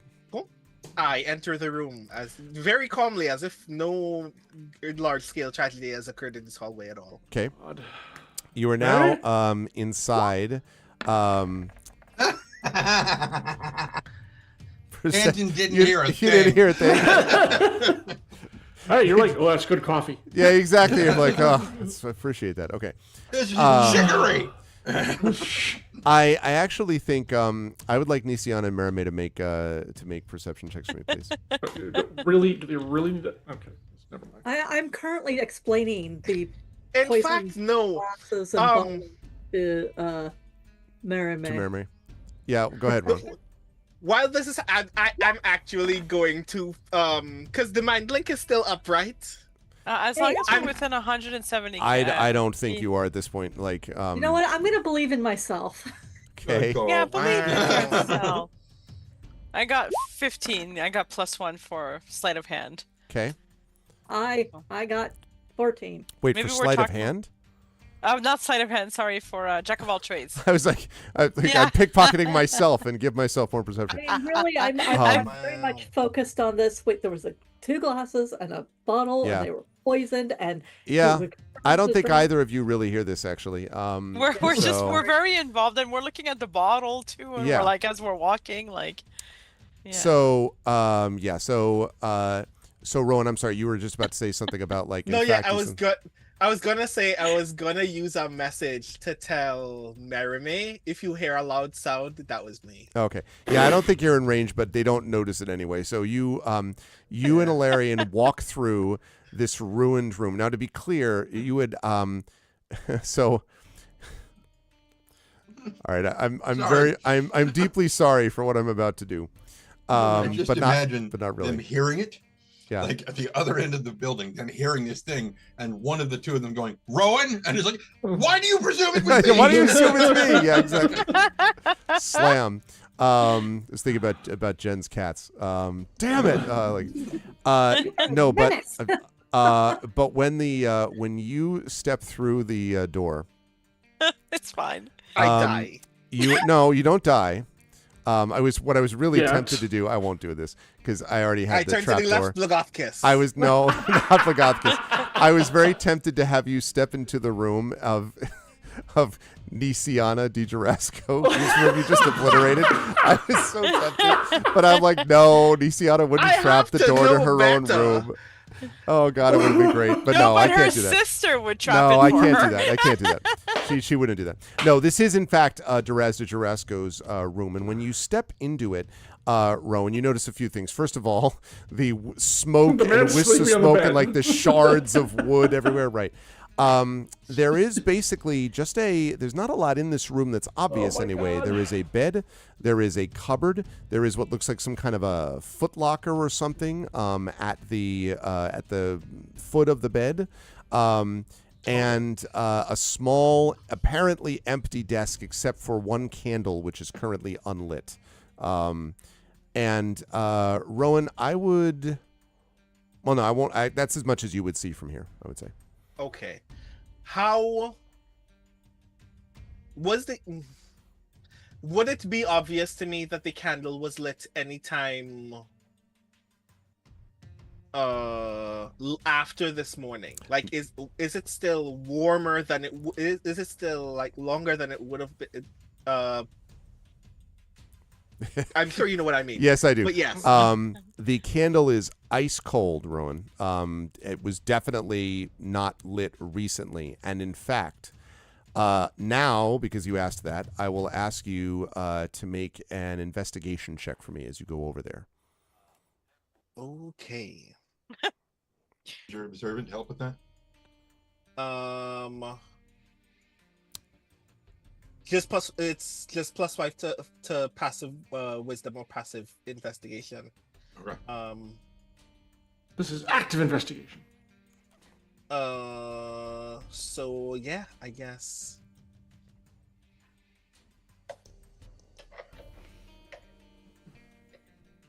Investigation.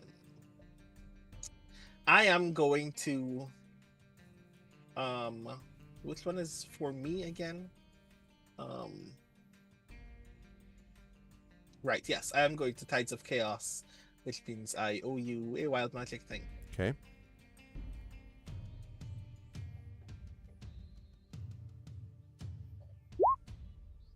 $19. Okay. Rowan, as you take a look around just before you do the wild magic surge. Yeah, no, I'll tell you this first, then wild magic surge. You are pretty sure as you're looking around, it isn't just the candle. This room doesn't look like it's been occupied or used actively for a while. The sheets are neatly made. There's a thin layer of dust on the floor and on the bed, which is a little hard to tell because it's also filled with the shards of wood that are now obliterated and kicked in from Bigby's fist. But and the desk has like the chair is sort of dusty as well. It doesn't look like anyone's actually been in this room for a while. Now I'm a wild magic search, please. Okay. 4. Okay, yeah. So.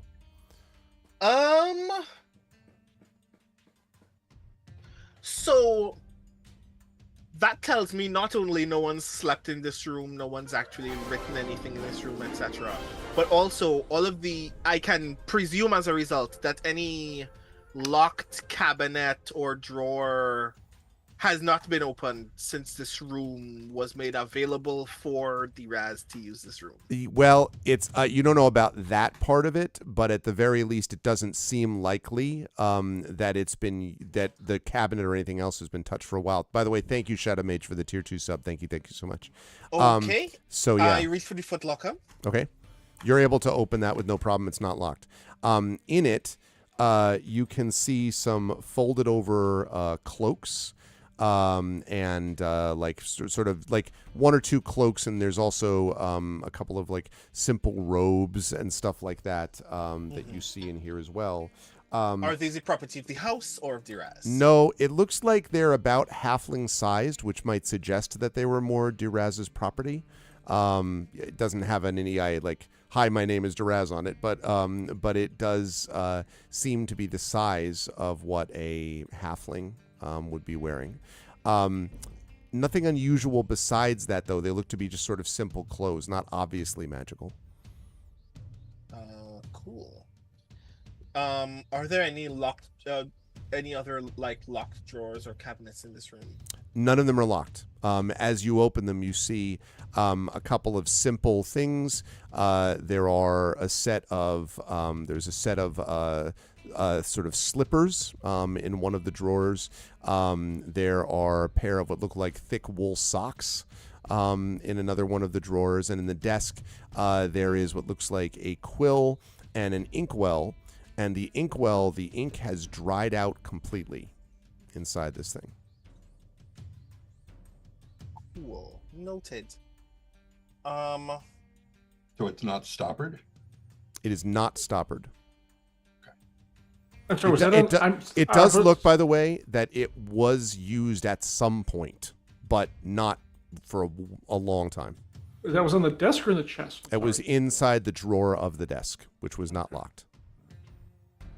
And there's no like loose paper anywhere near the table. Not near the table, but you do find in one of the drawers there are a couple of sheets of paper. And in one of them in particular, one of those sheets of paper, you can see a few scribbles, something to the effect of must write back for more assistance, and then like a list, and you can see like a couple of itemized things like potions, tourniquets, like, you know, basically medical supply list. But it's incomplete. And again, the ink is like, not that the paper's yellowed, it's not that old, but it's clearly been a long time since this list was made. Mm-hmm. Grand. We haven't learned a lot, and it actually makes me more nervous and not less that Diraz has disappeared right as we got here. Yeah, do you share the information about the room? I mean, I could make my own roll, but it's probably not going to help very much. I know I do. Okay. Like, and yeah, Alarian definitely agrees with you. Like, this is a problem. Mm-hmm. I open Bigby's hand, get into it, like crawl into the palm and like sit, so I'm not touching the ground. And I'm pretty much saying that we need to find where Diraz has disappeared to as quickly as possible. Right. Well, we also probably need to find the prince, because it's very possible that he is in danger. So both those things need to happen kind of at the same time. This is true, but if Diraz is still here, getting a hold of him before he gets to the prince is ideal, as opposed to fighting over the prince's incapacitated body. Well, hopefully we won't get to that. So suddenly we are not in touch. You said we're not. It's too big. All right. Yeah. But they told us where they were going. Going to head to Mutagen. Nisiana first. So I'm going to the ambassador's room because that's where she said she was going. I flat out said, Yep. I am going to go check on my patient. Yes, the ambassador. And that is where I'm headed to. And speaking of that, I was about to jump to that. So Alarian and Rowan, as you are heading to meet with them, Marame and Nisiana are in with the ambassador. The ambassador has is basically in a sort of light sleep, Nisiana, you would say, is clearly out of danger. Does not look like there's going to be a repeat of anything, unless he gets poisoned again. But from all you can tell, everything seems to be fine with him. At the moment, there are only a couple of servants who are outside the room, who you may remember, one of you, and I don't recall whom, basically said, if you allow anyone to come within 500 feet, you must obliterate all that you see. And they are dead serious about it. In fact, when they saw you, the two servants, straightened up. They were doing the guard thing when you arrived. And so the same two people that you left are the ones who are still standing outside the door. There's nobody inside the room except for the ambassador himself, who still seems asleep. Tell him good job.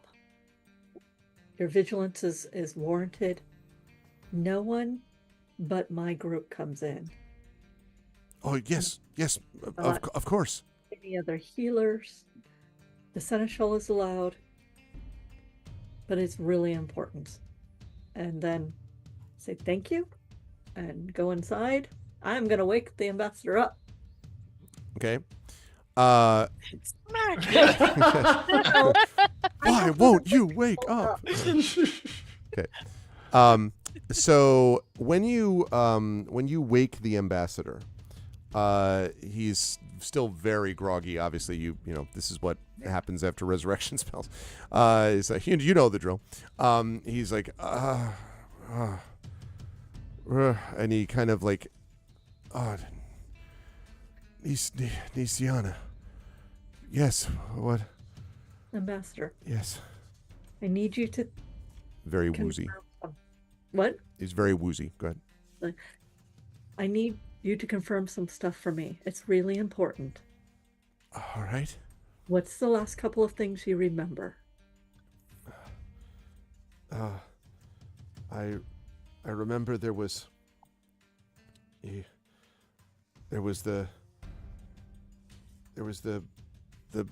Duraz.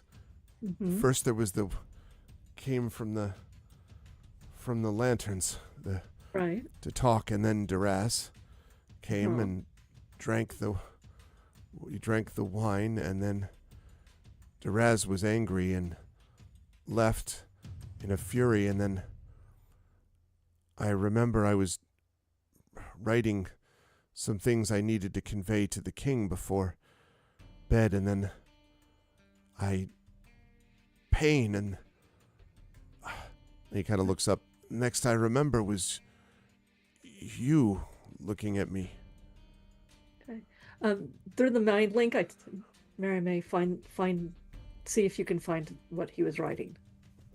I think it might be, and I just respond back, might be the piece of paper that we'd found there with the arrows and all that. That was in the bakery, that was though. in the bakery. That was in the bakery. Oh fuck! Sorry, language, Marie. Yeah. So I go rifling, not subtly either, because that's not what we do. But I go looking to see if I can find his notes. Ambassador, he drank the gin. Yeah. Duraz? Yes, I think so. We both did. I thought it was a mistake. As alcohol, Cloud's judgment. What was he arguing? What was he so mad about? I was telling him that I thought he had been... I had information that he had things to answer for. And he told me I was wrong. That I was trying to undermine him, and that he was doing his best. And he said I was a fop, an incompetent fop who should be home tending to my silks instead of doing serious business. And then he left in a fury. Hmm.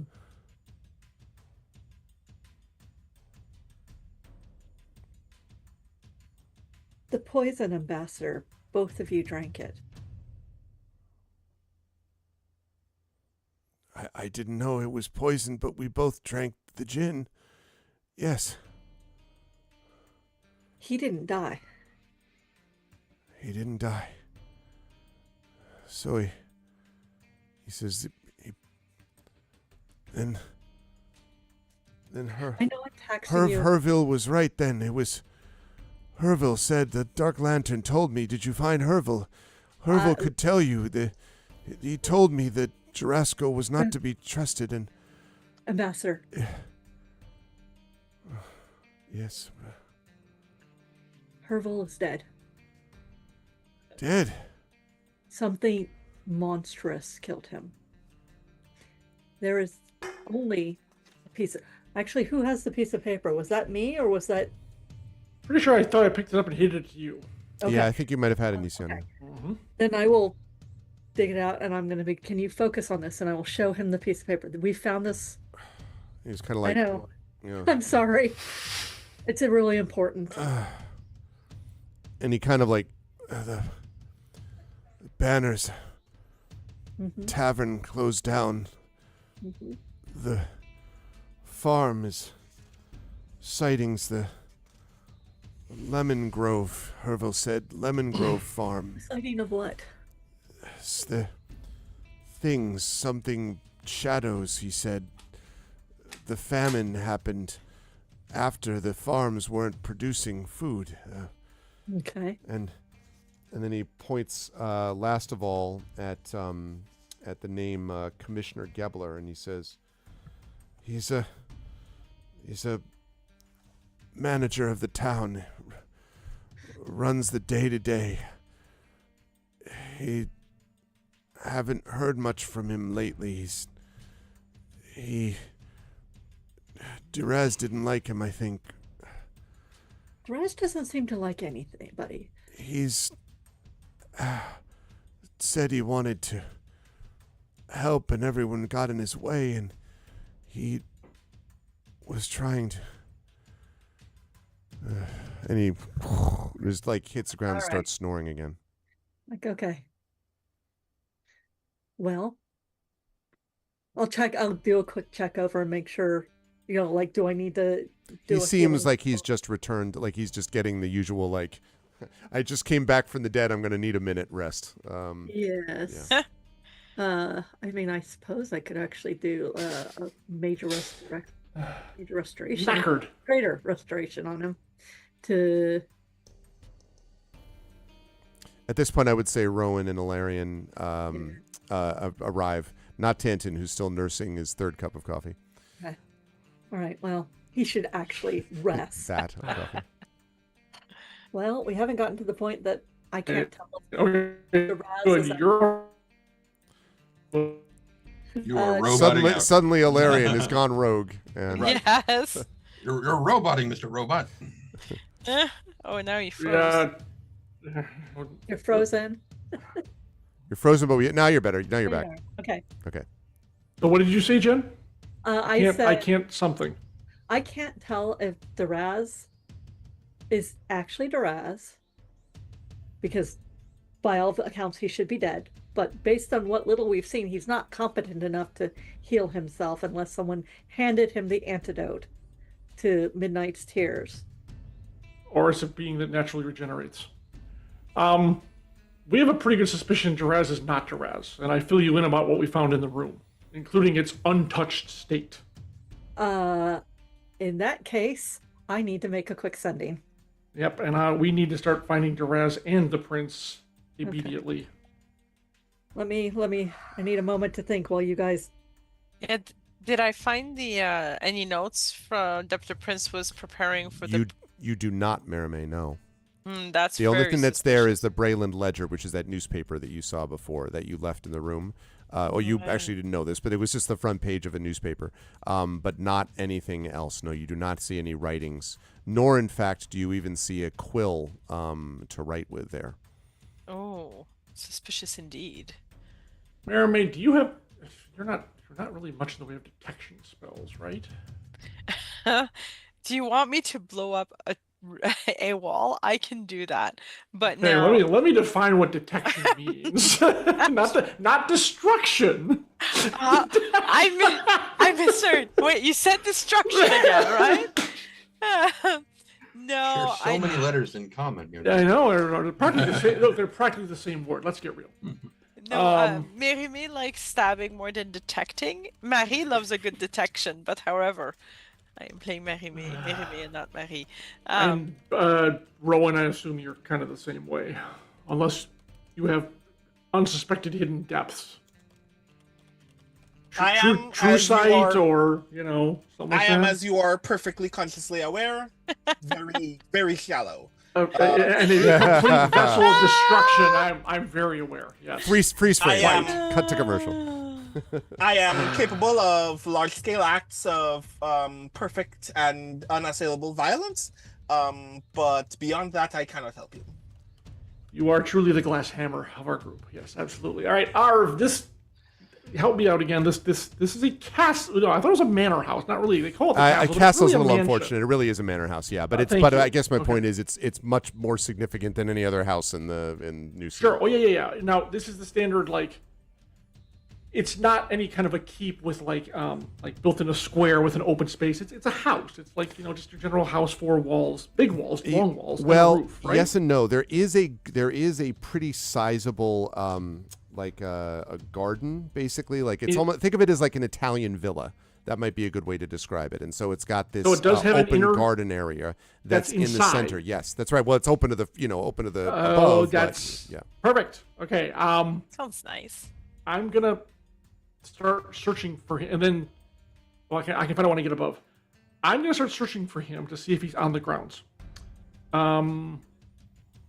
The rest of you should probably start searching inside. I'm going outside, but we should try. I see now why we couldn't stay in touch, because if we're on the other side of the hall, if one of us on one side and the other on the other side of the garden, that's probably way out of space. I mean, out of range. Okay. But I'm going to be flying, and I'm going to be going out into the garden to search that way. But the rest of you should probably start searching inside and seeing if you can find him that way. I'm not sure if he's going to be here or not. He may have just slipped out as quickly as he came in. But we should at least try to clear the house to ensure he's not here. Okay, so I have my message to send. Okay. Okay. It is. Baranulara, it appears the Daraz I met is not our kinsman. His room is unused. This Daraz seems incompetent. He needs to be messaged. I'm hoping she understands. Somebody who knows Daraz needs to message him and find out whether or not he's actually alive. Okay. But that's I only have 25 words. So I will put this in very little. Are the walls of the house are made of what? The walls of the manor house are made of stone, and with wooden doors and sort of wooden frames in between. So they are not like thick, granite, marble, but field stone, basically. Okay, so probably fieldstone mounted with mortar over a That's wooden exactly frame? right. Yes. Perfect. That'd be a good way to Perfect. Okay, describe it. thank you. All right, I'm off. So scream if you need me. And literally, I go outside, fly up into the garden, and then I start hovering and start using my peer into the soul to detect good and evil. And pretty much it's a 30-foot radius. And I'm going to start just going up and down the walls, looking for Fae, Celestial, Aberration. What the hell else does it say? Aberration, Fae, Celestial, Elemental, Fae, Fiend, or Undead. And it'll ping if I find him. Assuming he's one of those things. Also true. So, Okay. basically doing the good and evil radar. And I'm just kind of floating up and down just at the walls. And then I'll take 15 feet over and start doing the same thing. I'm just covering the entire interior. Okay. Yeah. So, Okay. While you're doing that, one ping I only have facility. sent a message to someone. While they're checking that message, Tanton, you are sitting in the kitchen nursing a vat of coffee, or the equivalent, basically. And as you were doing so, enjoying the rising scent of also hybrid Justin, the sort of rising scent of the the coffee into your nose, it's not bad. I'd like you to make a perception check for me, please. I am actually going to give you this perception check, not at advantage, but I'm going to give it to you at +3. Partially related to the fact that you're in the midst of having a cup of coffee, but also that you are very hyper aware of what is a very quiet kitchen at the moment, basically. So, +3. +3. Ooh. That would be 20 something. 21, if that's an 18 that I was looking at. 22. It's 19. So oh, it's 19, so 22. Okay. Yeah. So you, as you're there, you hear a kind of a sound. I hope it's loud enough. If not, I'll make it louder. Right, there's a scratching sound from coming from nearby, and as you look over, you can see that one of the cupboards down below, one of the sort of under sink cupboards, basically, suddenly you see the door pop open and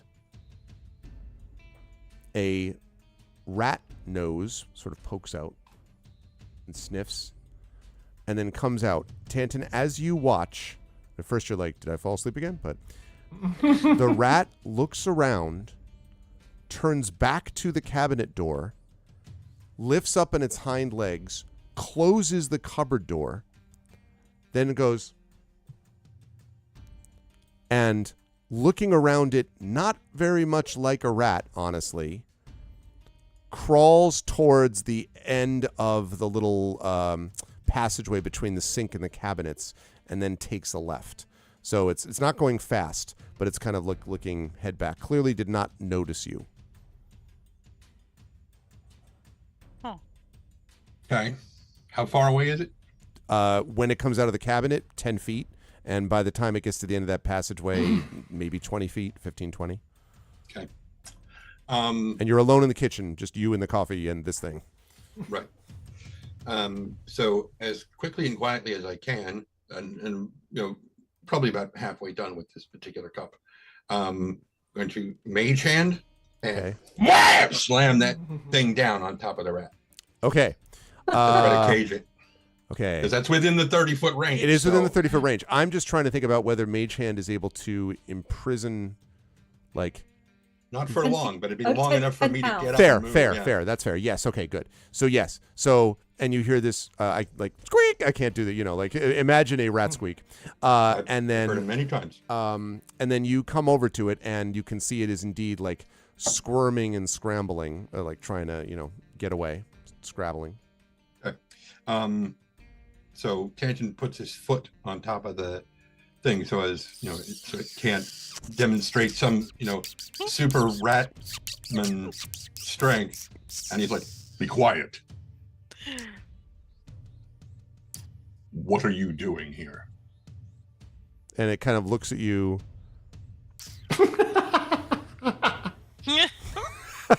I'm sorry. You're just interrogating a rat. I'm sorry. Hey, you dirty rat. I'm sorry.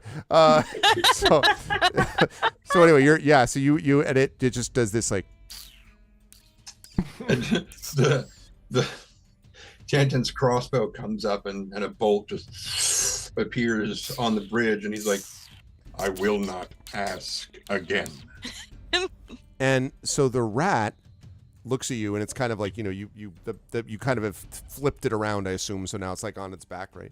And in a very not so particularly rat-like maneuver, points with one of its little paws towards the cupboard door that it came from. "I did not ask where you came from. I asked what you're doing here." And then it turns around and it points with its other paw, like, towards what looks like, do you think the pantry, Tanton, maybe? It seems to be pointing in that direction. With one of his big, heavy leather gloves on, Tanton is going to grip the rat like a burger Oh, So, so not hard That enough was to very kill it. particular. I was gonna say, is this an Ozzy Osbourne situation, or like, No, if that were a bat, that would be different. Yeah, right, yeah, yes. So anyway, no, he starts walking it over towards the cat. I was like, this one. towards the pantry, or Yeah, he's carrying the rat towards, and the rat's thing, gonna but like, he's- and so then when you he's get just- closer, kind of hotter, colder as we're Yeah, going through.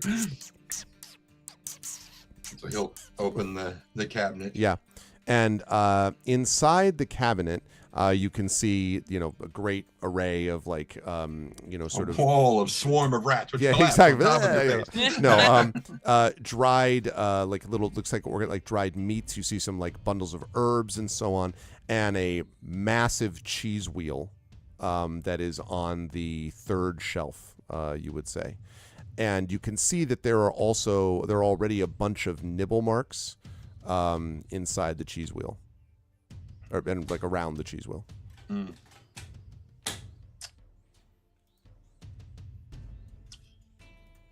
Is this what you're after?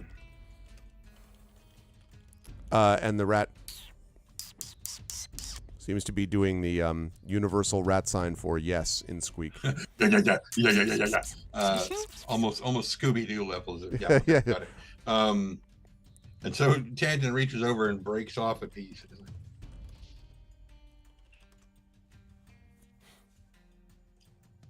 Really? This is Zillargan brie. Why would you eat this? And the rat kind of tilts his head and he hands it over. and the rat like takes the and starts like eating the cheese. And you're kind of cute. You sort of remind me of a pseudo dragon I used to know. Come with me.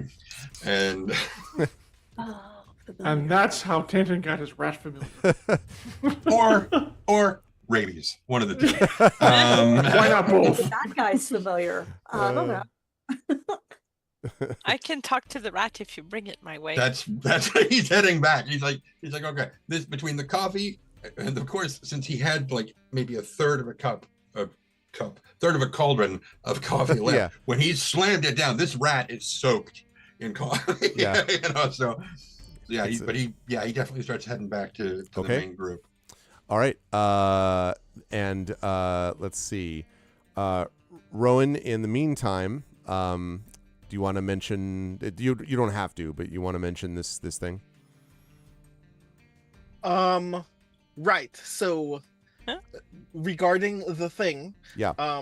if I've been told where I should be headed, I head there immediately without mentioning it to anyone. You don't mention it to anybody else? Okay.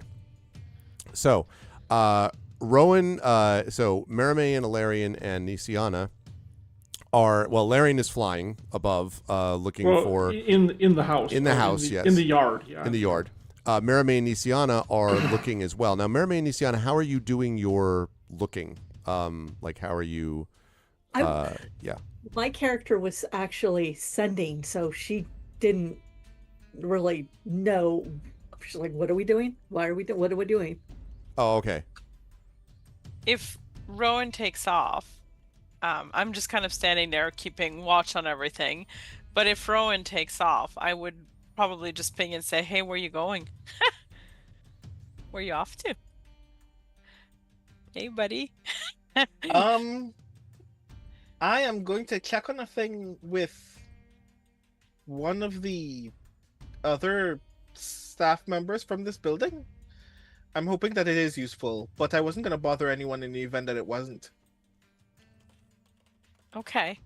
If you can stay within 170 feet, the mind link will stay up in case you encounter anyone that you prefer not encountering.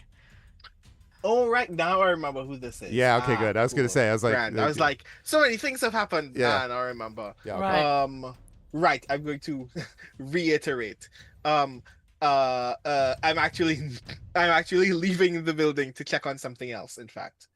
Still hoping that it is useful, but we'll let you know if that happens. You're sure you're okay? Be careful. We don't know where he is, and he might be mad at the whole I have thing. message and a gun. And if I'm closer to the prince when this happens, I will also let you know if anything takes place in that direction as well. I have Dimension Door, so I can move quickly to you if you're within 500 feet. So don't be shy about asking for help. In fact, and you say that, and I immediately go silent in the mind link. In Big B's hand, I rush towards the room that Nisiana and Marame are in. Okay. Incidentally, Big B's hand, not a cantrip. Just to be clear, how many times are we using this Big B's hand of yours? How big is this hand, B, so to speak? How big is Big B's hand again? It's sizable. I was mostly large, saying not about the size. I was actually more just like how many of these slots are you using to cast? And how many, wild magic surges does it trigger? Right. And also at some point I'm going to be like, where's Mia Tanton? Mhm. It's like I'm walking up with a sodden rat. Right. Who's probably so- licked some of the coffee out of its fur. So if this is the question that I think you're asking, I did in fact use my last 5th level spell slot for it. Okay. Can I get a wild magic surge from you Yes. as you surge through the hallways in Big B's hand with everybody looking at you? 16. Okay. I was really hoping that was going to be a 1. Whatever spell you're in crushes you utterly. No. You'd imagine this is supposed to happen more often. I think know. it's I know. Only I know. happened once. I know. So yeah. Okay. So yeah. So you. So Right. I imagine that So- Marame turns around and is like, "Okay, I- let me just check." As you see Rowan's hand. Yeah, just me in a floating purplish hand just emerging in the doorway. And I immediately go, give me something that you don't need very quickly. Okay, so I hand him a brown with gold thread ribbon. And this is more or less precious to you, yes? Yes, every ribbon is. I bought this with Nisiana the last time we went ribbon shopping, so yes. Every Grant. ribbon is sacred. And I tie it around specific my... one. We use that on the first spanner. Yes, that's true. It's the Oh. same one as the first banner. That's why I remembered that day. Yeah. Grand. Yeah. So I tie it around the healing bracelet, so I have a point to get to Marame for a teleport, and then Okay. I leave without clarifying that was the reason why I wanted it. So the ring just turns around. The hand just turns around. The fist, Big B's hand just like floats you down the corridor. Yeah, it Okay. just like rushes out, rushes down the hallway out the door. What is he doing? Case, I'm not sure, but I'm sure it'll be spectacular. Whatever it is, we might want to follow, but I don't think he wanted us to. So now, to be absolutely sure, we are now split 4 ways. The numbers are ramping up. Yep. Oh If I'm yeah, not I love mistaken. it. Cool, We grand. have Nisiana and Marame together. We have Alarian floating around, which I'll come to in a minute. Rowan going down there, and Tanton making his way downtown, so to speak, moving past. But Towards the ambassador's room? yes, exactly. Well, exactly. But and I'm going to talk about that in a minute. But first, I want to jump to Alarian. Because Alarian, you are flying outside in the yard, sort of the garden, I should say. Right. And it is a very, one thing I want to note, it is that it is a fairly well kept garden. If you were to sort of look more closely, you might notice some areas where the grass is a bit browner and where they haven't been. So it's not like, I'm assuming they're ultimately rationing pristine. water and things. Exactly, and it looks like not a whole lot has gone to like just enough basically has gone to this place, but not like excessively so. Right. But you do not see anyone obvious entering the garden, nor do you sense anything in terms of like invisible presences or obvious magic, good and evil, things like that. Not at the moment, you don't. Okay, well, once the garden is clear, I'm going to turn my attention to the surrounding walls and floors because it penetrates, and you said it's flagstone over wood. So I can penetrate and start going. It's going to take a while, but room by room, I'm going to start searching the entire, So one thing you find for certain fairly quickly, actually, is a fairly powerful magical force, which is moving rapidly down a hallway. And by force, I mean like some, like effect is moving rapidly down a hallway. Mm-hmm. I know who this is. But I have to act as if I don't because I don't. However, I will I will go alongside to track it until I can't, like I reach a corner and can't track it anymore. But where is it? Try to track where it's going. It seems to be going, well, first, from the inside, it heads down the hallway, and then it sort of stops moving down that way, and it seems to be moving away from you. If you had to guess, it's a hall. They're now moving, like, away from the garden, or if you will, like, away from the interior wall towards the exterior of the building. Right. How tall is this place? How many floors? Technically 3, although the 3rd floor doesn't have a whole lot on it. It's really mostly 2. Okay, that'll work. I will try to track it over to the other side because it seems like it's going to leave soon. Okay. So I'm going to try to track it to the other side to see what it is. I'm not going to break into the house again. I'll try to see when it leaves the area, when it leaves the house. You do, and you sort of feel the presence of it, and the doors, the front doors of the place are sort of where you track it to, and then the front doors open. And as you look down to see what might be there, we're going to jump to Tanton. Because Tanton, in the meantime, has arrived at the ambassador's room. And Merime and Nisiana, you see Tanton with 2 leather gloves holding a vaguely anxious-looking, possibly hyperactive rat with some cheese in its paws. And it's like, you're muted, Jen. What? Yeah, did you make a new friend? And so Tanton is like he's not scolding the rat, but he's basically saying something, and when the rat squeaks back to him, Tanton's like, "Then you've learned nothing." And Are you talking to the rat? And what was it drip? Why is it dripping? We shared a cup of coffee.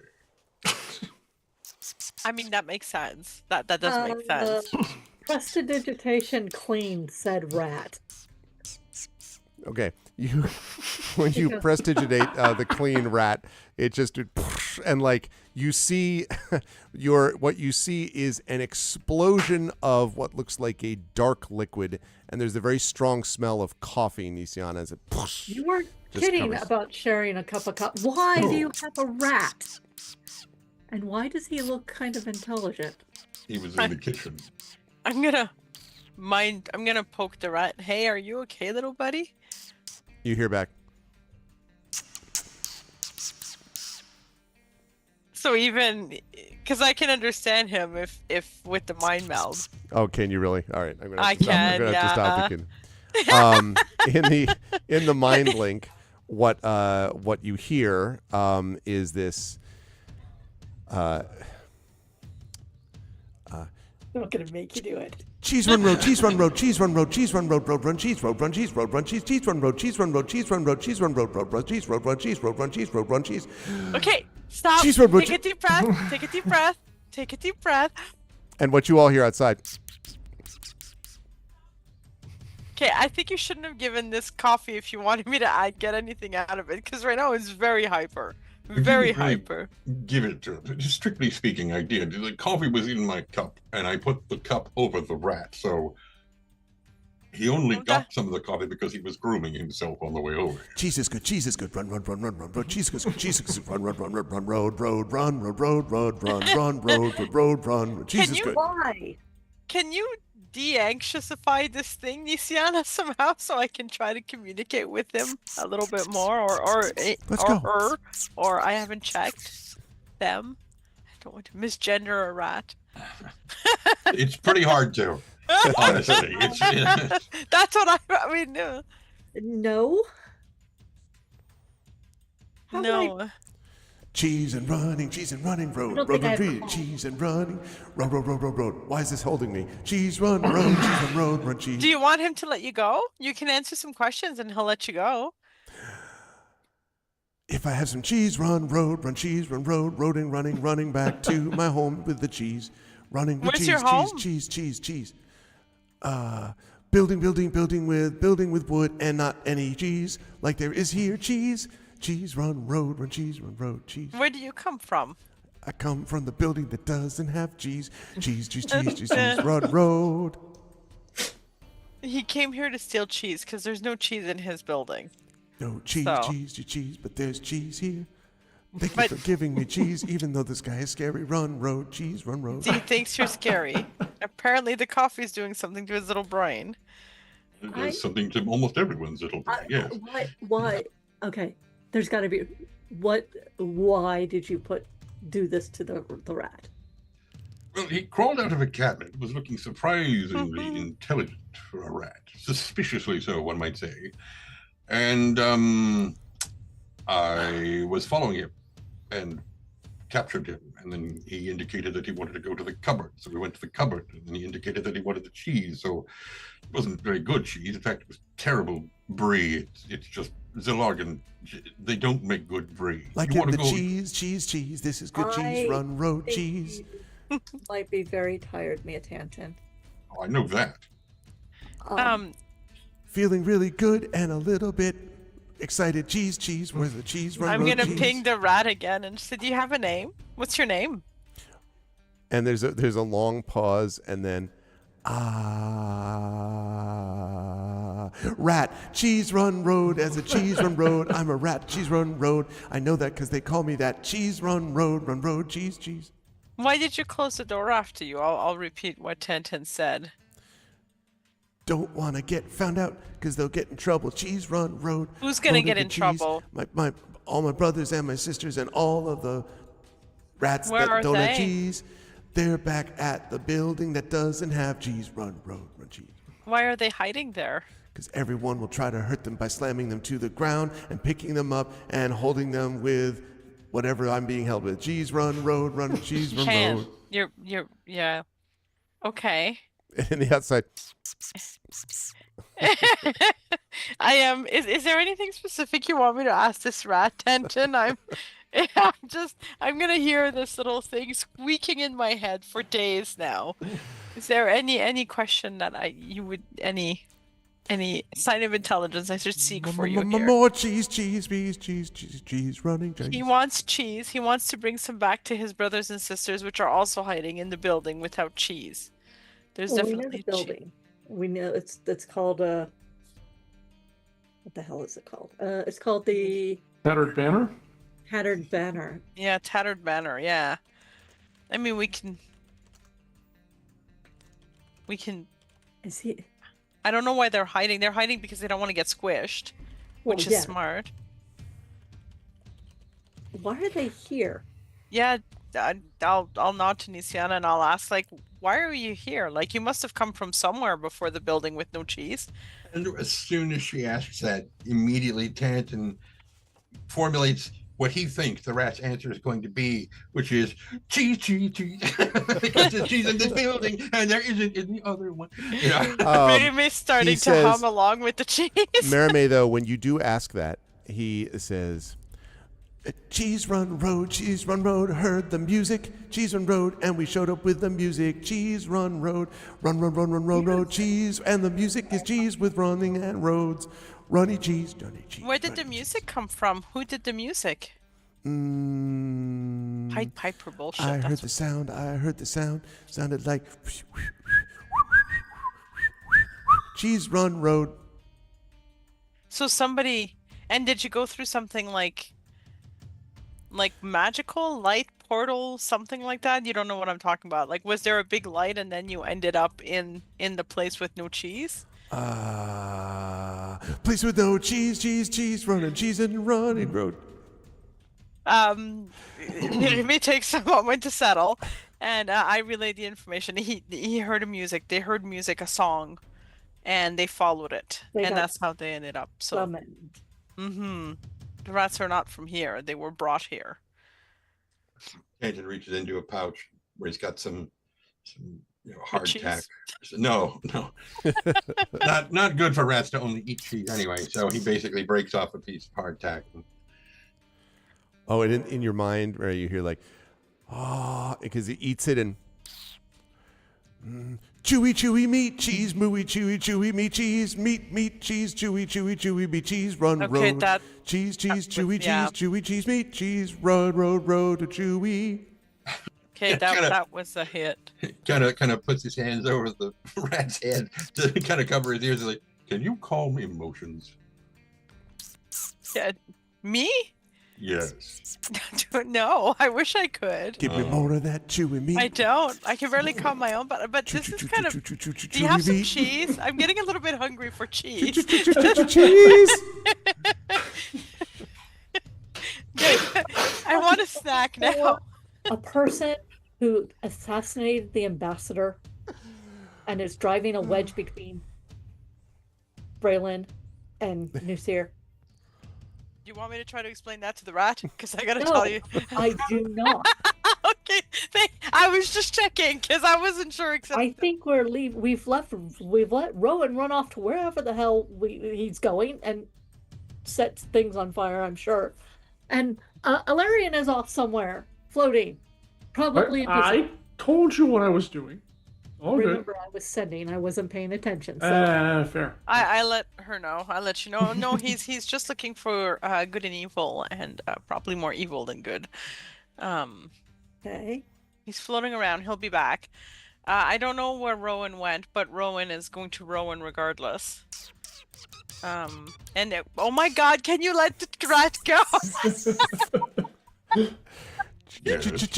Cheese. Outside this house. I want him to start rapping. I want him to. The song is good, but I want different. Swiss cheese is holy. Swiss cheese is good when you're feeling the rat. Okay, it's understood. I'm not going to do that.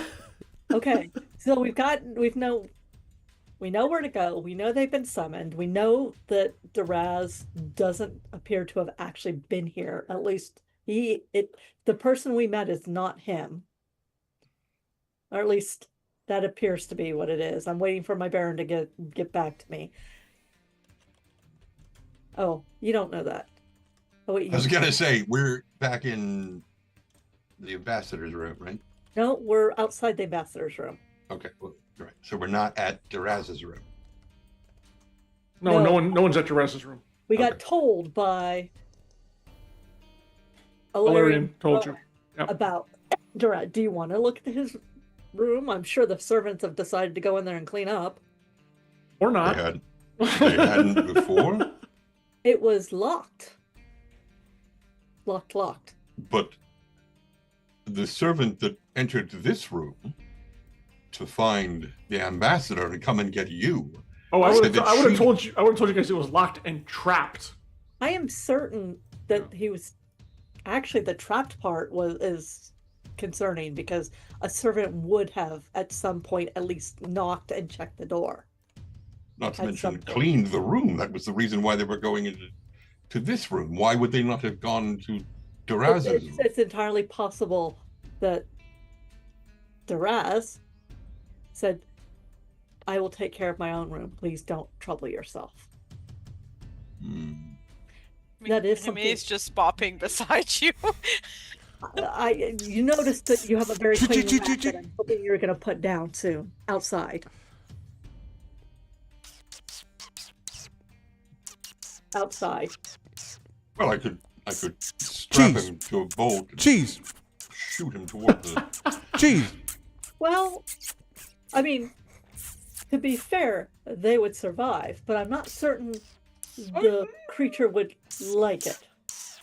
Like some cheese. If you just put him down, he'll just scramble down the and go. Gonna run away, cheese. He's just Chewy meat. jamming. We can keep him as a pet, even. He's great. Don't seeing the depth of soul that I see in this rat. No, we're not. Don't look now. It's cast Charm Human on you. How deep is your cheese? How deep is your cheese? I really need to learn. He's like the butterfly from the Last Unicorn. He just knows songs That's it. from all different worlds. Love the butterfly. Alarian. Yes. As this heartwarming cheese moment is happening between the rat and the rest of them. I'm a little sorry I'm missing it, to be honest. The door flies open, and flying out from it is your quarry. Sitting in a large hand. I knew it. Flying down the road is but Rowan. He's taken off somewhere. Okay, that's not. I turn invisible and go after him. I will again shadow from the air. He is, Okay. He is barely conscious because while he was tying the ribbon around the thing, the Bigby's hand didn't pull him down far enough to clear one of the doors. And he Yeah, he's like, oh! Right.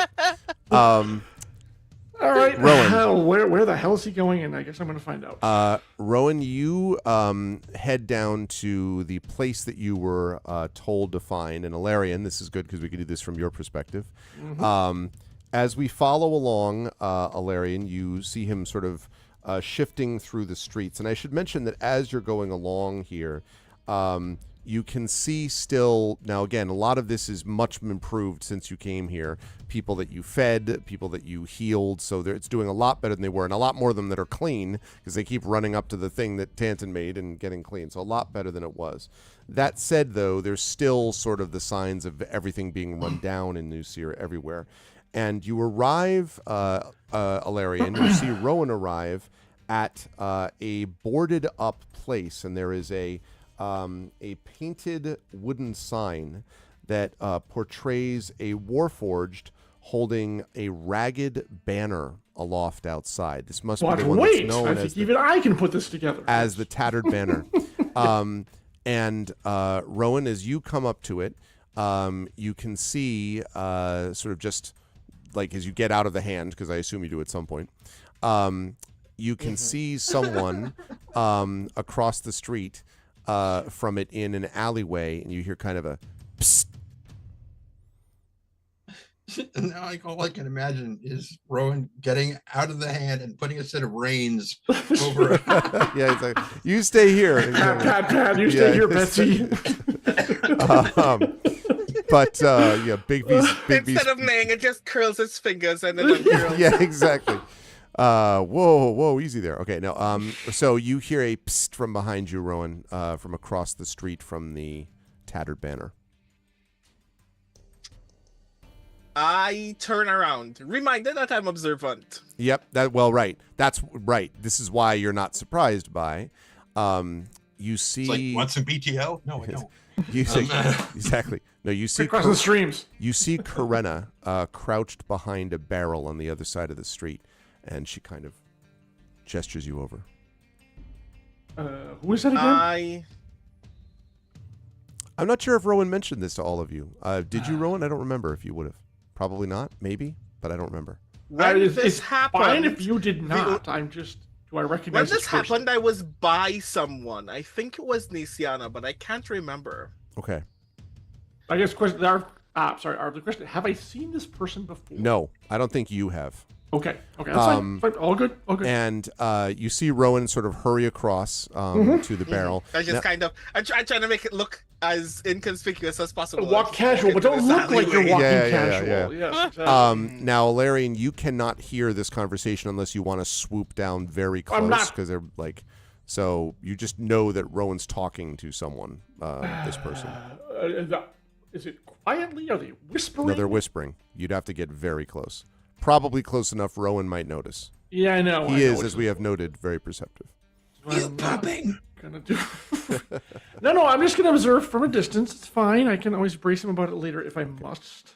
It's fine. Karenna says, you told us to let you know if we saw things when we were running around the city. And, well, I thought you should know, sir, because, well, it's in there, sir. You see, right there, and actually, no, she doesn't call you sir. She goes out of her way to call you Rowan. I'm sorry, because you said don't call me sir. Mm-hmm. I apologize. Yeah. Rowan, actually, it's hold right on. Hold on. Didn't you use your alias with her? Or not? Oh, I thought no, you not with her. did. I don't think with her. You did. You sure? I don't remember. I thought you definitely used it with all of the official people. I don't know whether you did it this one or not. Maybe you didn't, in which case I'll change. Okay, yeah. It's okay. Yeah, I think that was kind of the point, was that Rowan did not do that here for specific reasons. Okay. So, and she says, Rowan, right across the way, in there, we saw them go in, sort of slid through the window they did. There's two goblins, sir.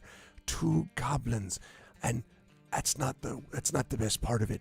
One of them, sir, one of them had a big wheel of cheese, they had this big bit of cheese that they brought with them.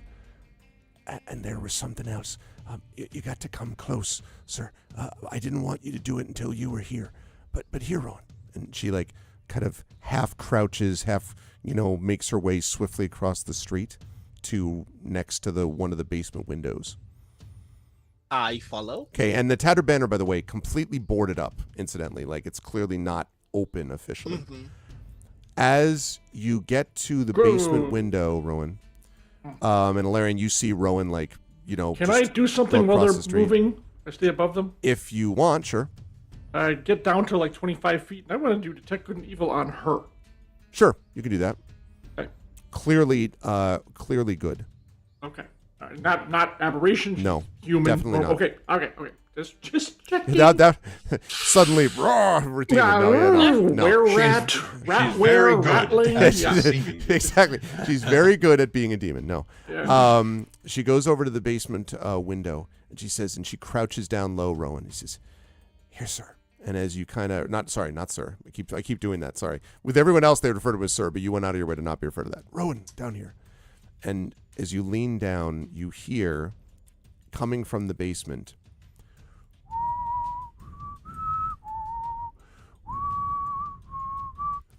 you hear the sound of, sorry that I couldn't do exactly the identical sound, pipes quietly playing from the basement. And that is where we are going to bring our session to a close. Dun, dun, dun. That's not the What is happening? Pipe, First pipe. we were at courtly intrigue, and suddenly there are rats and goblins. I feel like, are we high? Is that what happened? Are we the ones that have been poisoned? It's the final tribute, Excellent. I have been having a blast watching you go through these, partially because you're all handling it so beautifully in terms of what these things are. Rowan, you had set this thing up with Karenna some sessions ago, and basically we're like, tell me when you hear things, and Karenna was like, salute, I am on my way, and has been doing that ever since. And then when Tantan was down in the kitchen, I was like, outstanding, because that's exactly where they go. Guess what? It's time for a little role play session with a rat. So there was that, and then Nisiana getting the information from the Baron, the reaction to same, and what does this mean about who the Jurasco actually is.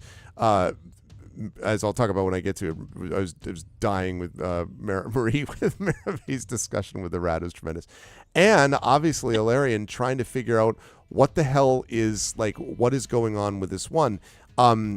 Everyone has sort of picked up part of this mystery and has opened up elements of it, but there's still these hidden components. You're like, what the hell is on the front end of this mystery? Stuff, right?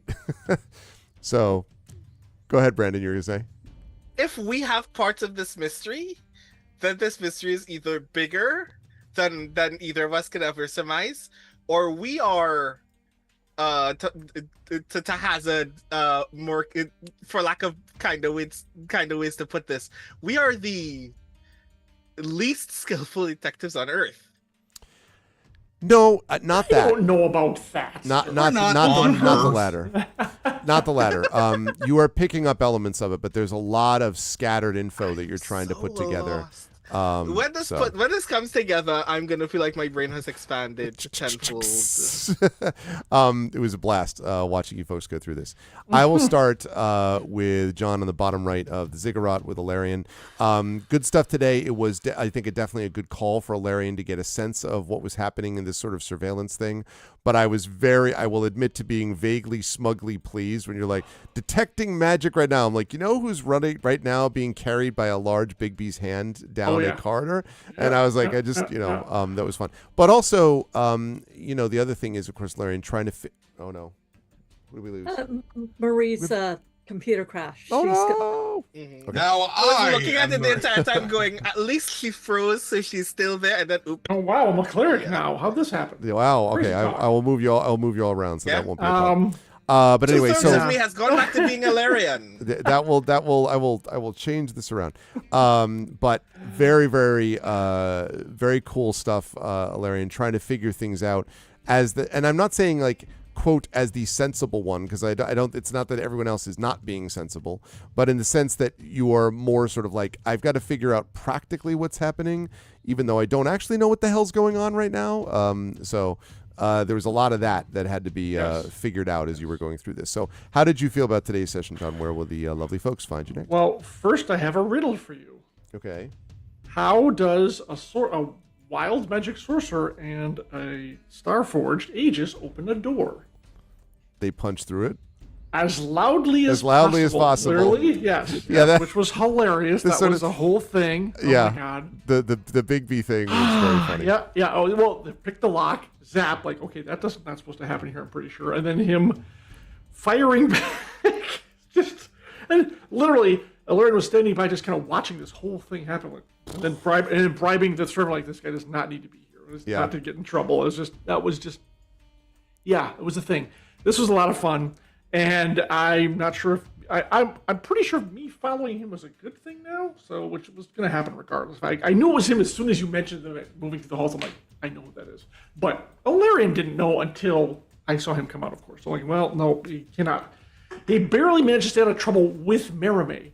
There's no way he's not going to get in trouble by himself. So clearly, So now we're at the Tattered Banner, which was on the list anyways. So I think we can take it. We'll see next session though. This was a lot of fun. It's very interesting seeing how these threads are going to start tying together, assuming we can bring them all close enough.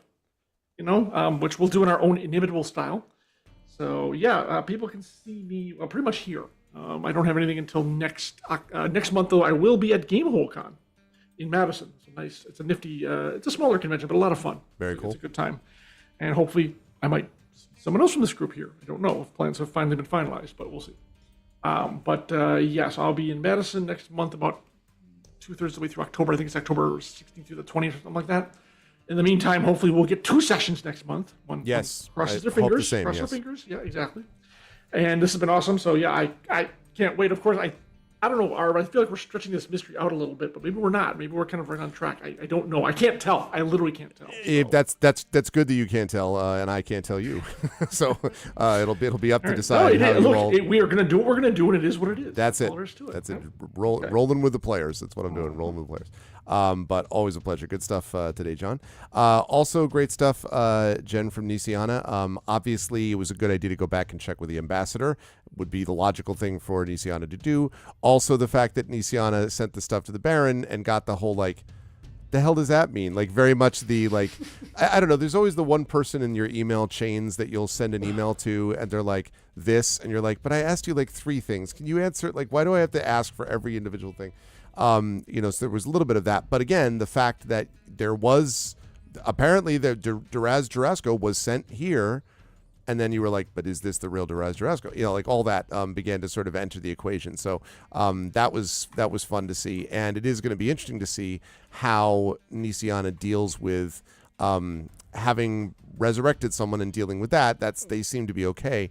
But how you're then going to deal with the knowledge that you can't, there's something off about this kinsman and you don't know why exactly. That'll be interesting to kind of see that play out. How did you feel about today's session, and where would lovely folks find you next? The logic puzzle is what's got me. It's the 2 glasses and the bottle. Yeah. They both drank. It happened before midnight. Both of them should have died. Mm-hmm.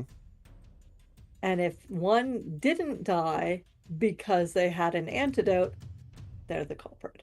If one didn't die because they realized, oh, I've been poisoned, why didn't they go check on the ambassador? I mean, that's what a healer would do.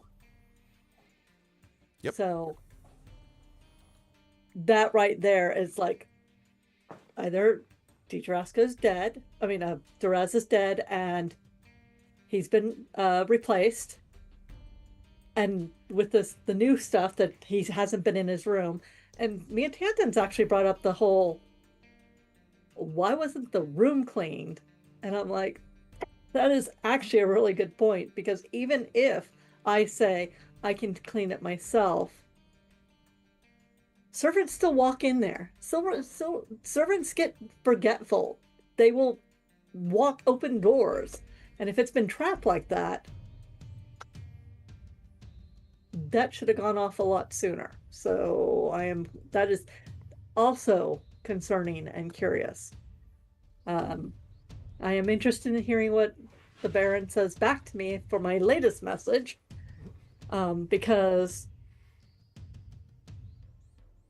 message is so limiting. It's so limited. It's like why don't I have more characters to work with? You know, it's like Yes, your spell to talk to someone across a continent is so limited. It's still it's 25 words. There's a lot, and I'm not that good at this because I'm still trying to be polite. But it's still Nisiana. it's like trying to fit a bio into a conference. Yes. And I am curious about the whole Pied Piper thing. That's kind of interesting. But now I'm actually concerned for my kinsman, as in, oh, is he dead?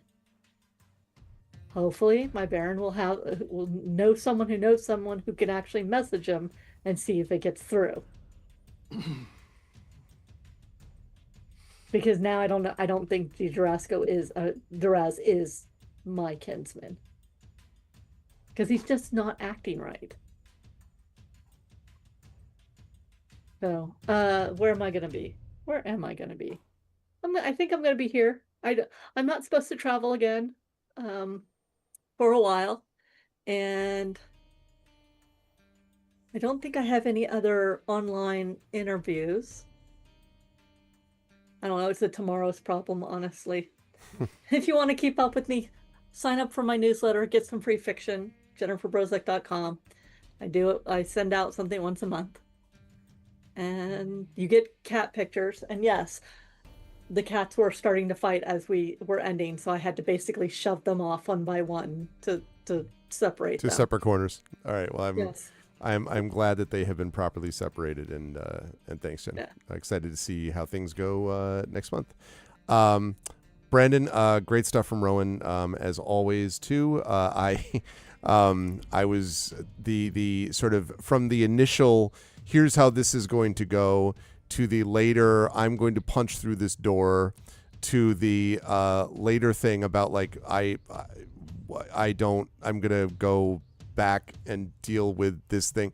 Like Rowan, I think is keeps taking these decisive actions, which may or may not be, as we joke around, stupid, but I think mostly they've just been like, here's what I'm doing, like I'm going to decisively do this, I'm going to decisively do that. And that has a very powerful effect. It's not particularly quiet, but it's certainly, profound. And I am interested to see how more of Rowan interacting with Karenna, who is this sort of like Baker Street irregular almost, right, that you have working with you, how that's going to play out as you are brought over to this basement, being observed sight unseen by a certain Starforged. How did you feel about today's session? Where will the fine folks find you next? I have no idea what's going on. Rowan finally, for once, Rowan knows less than I do. So this is going to be fun. Mysteries are always hard, right, from the player's perspective of where, okay, information is actually being shared, but I have no idea what's a clue or not. Right. So at this moment, I'm like, did the rats drink the poison? Are the rats the assassins? Where did the goblins come from? So I am very eager to finally see all of this fall into place. But I also like in that exact same context that as you say, Rowan is just like fond of making decisive action. In the middle of a con, you don't get to plan again. You either need to make a step or you don't. I've been as a result of a great deal of other things disconnected from play, I've been thinking a lot about an outlining system known as Dramatica, where one of the questions that it asks you to ask of the story that you're telling is, what is the story limit? Are you time locked or are you option locked? Is the story being propelled because the heroes are running out of time to accomplish their task, or is it being propelled because they're running out of options that will lead to the best possible way to achieve their objective? And I feel like we're obviously option locked because we have no idea what's going on. a guy was already dead. And then the minute we decided we needed to actually figure out what was going on, things just started spiraling while we were observing the scene, and we still have no idea what we've learned or not as a result. So at that point, you just kind of have to make a decision with what you think you know. Yeah. So I'm very eager to see how we respond to the goblins at this point, because I didn't even know that they were a factor. I didn't know that there were goblins. Obviously everyone knows that goblins exist, but why are the goblins here? What is the cheese for? What are the pipes for? By the way, I haven't side even note, met the rat yet. Yeah, and side note, by the way, something for chat as well. In Eberron, of course, the goblins used to have an enormous, were almost continent-spanning empire. There was a goblin empire. So goblins are not the sort of traditional D&D, like, you know, these are the bunch of creatures that live in caves and, you know, occasionally raid human settlements. Like, goblins here have a very long and proud history, and somewhat of a sad history also. So anyway, just thought I would bring that up. So yeah, all of those are things that I'm very curious to actually learn about. It is raising all of my alarm bells that we were right behind Diraz Jarasco, entered the prince's residence, and then he disappeared. No one knows where he's went, even while we're still literally interrogating him for attempted murder, and he literally has vials of what we suspect are poison on his person. So I'm sure that's good. I'm sure that's not going to come to a head at all. I'm sure that's not going to be a big deal whatsoever. So we'll see what that looks like next session. Hello everybody, I'm Brandon O'Brien. I'm a poet, writer, and game designer from Trinidad and Tobago. When next you will see me, I will be doing a thing just before our next game. And this is what I wanted to share with primarily Prince Justin in chat, because he did in fact take some lovely headshots of me, and I decided to make use of them immediately.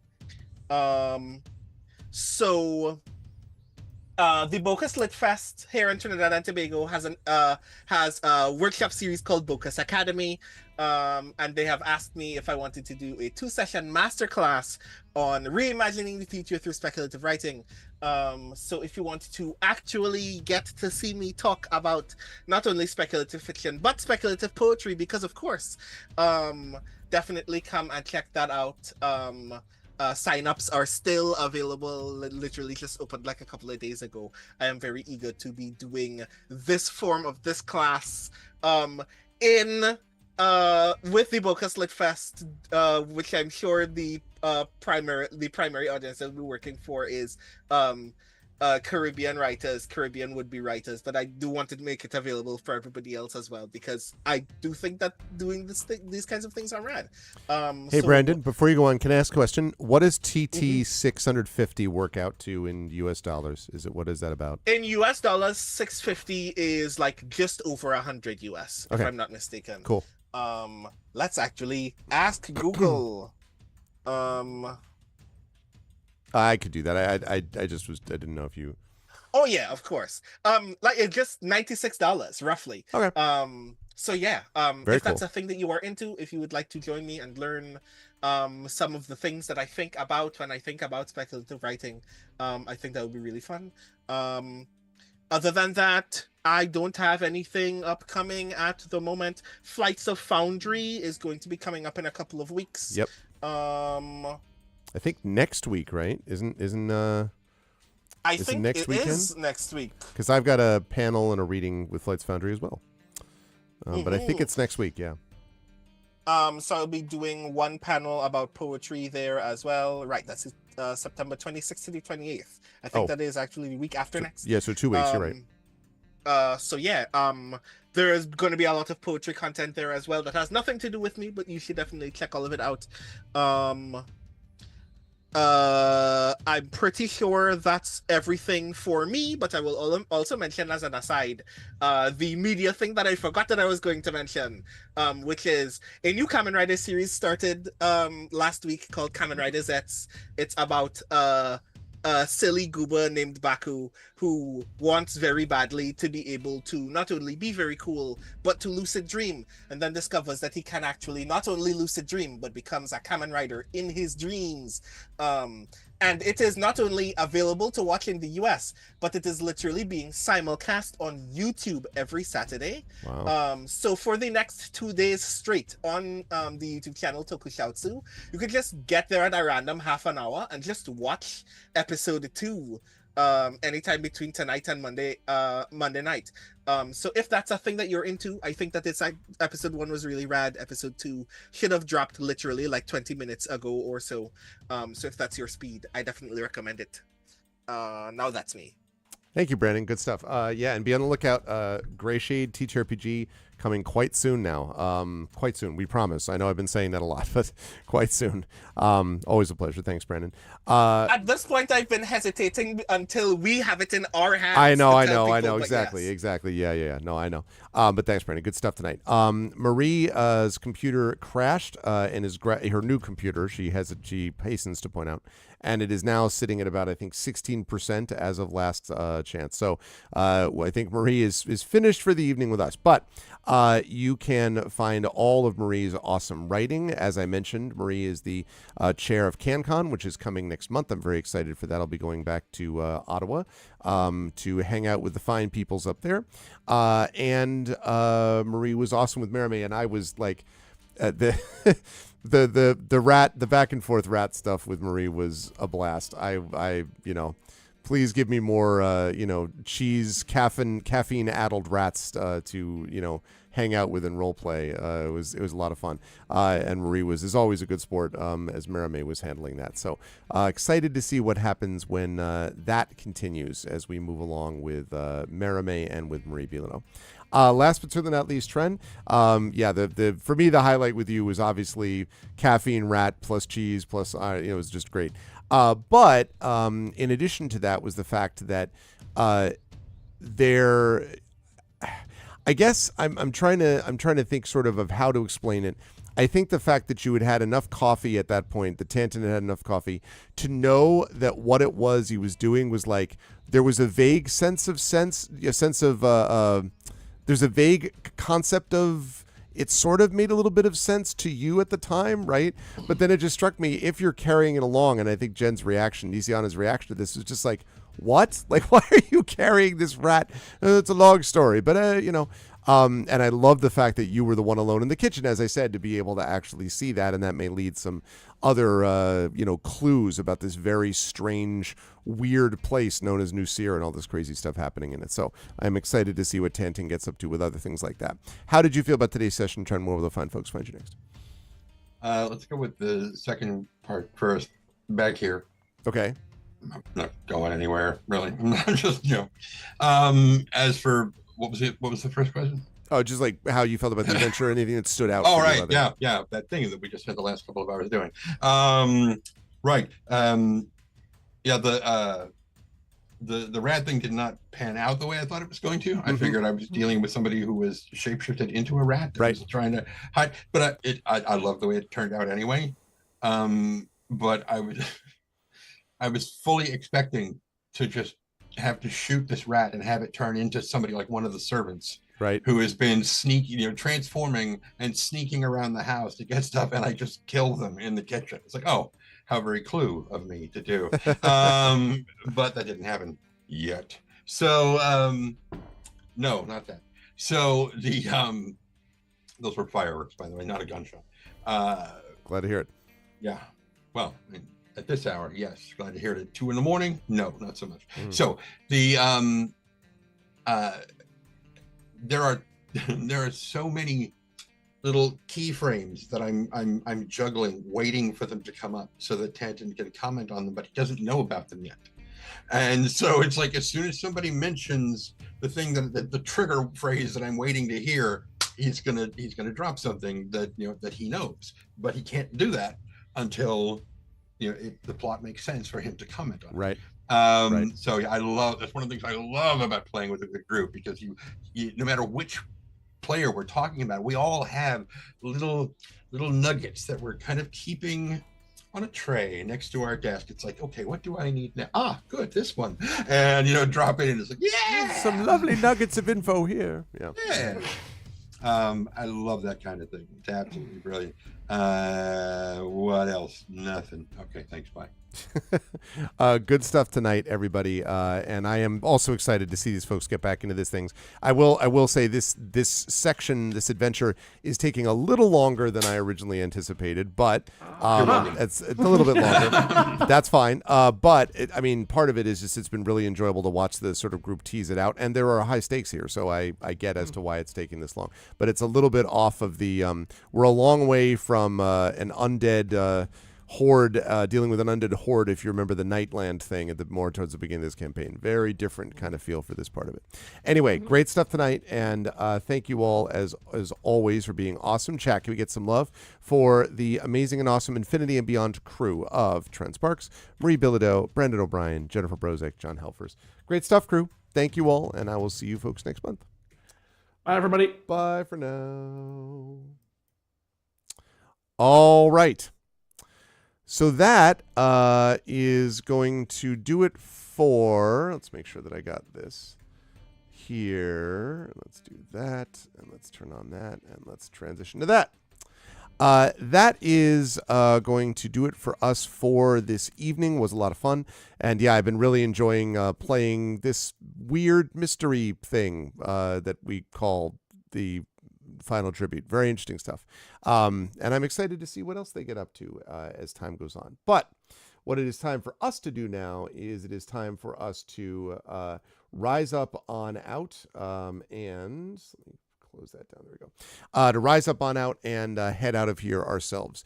As I mentioned, for those of you who may not have been here earlier on, we will not be here tomorrow or Monday, but we'll be back on Tuesday, which will be my birthday.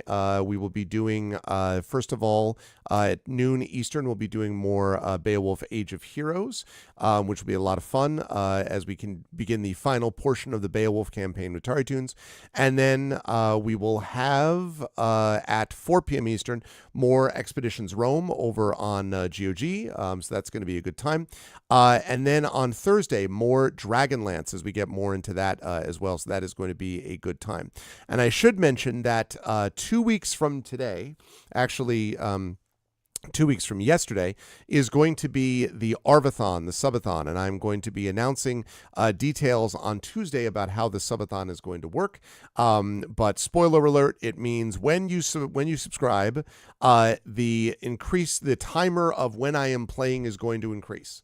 So if you want to see me playing a whole lot, you're going to want to make sure that the subs are flowing and also the Patreon support is flowing.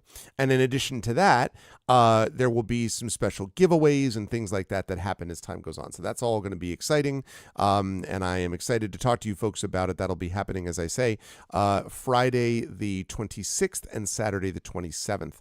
So that'll be a good time. And I should have remembered that the Flights of Foundry thing is at the beginning of the 27th for me. So it's like, oh yes, I remember when this actually was, because I was a little confused. I have a reading and also a panel that I'm doing for Flights of Foundry. So that should be a good time.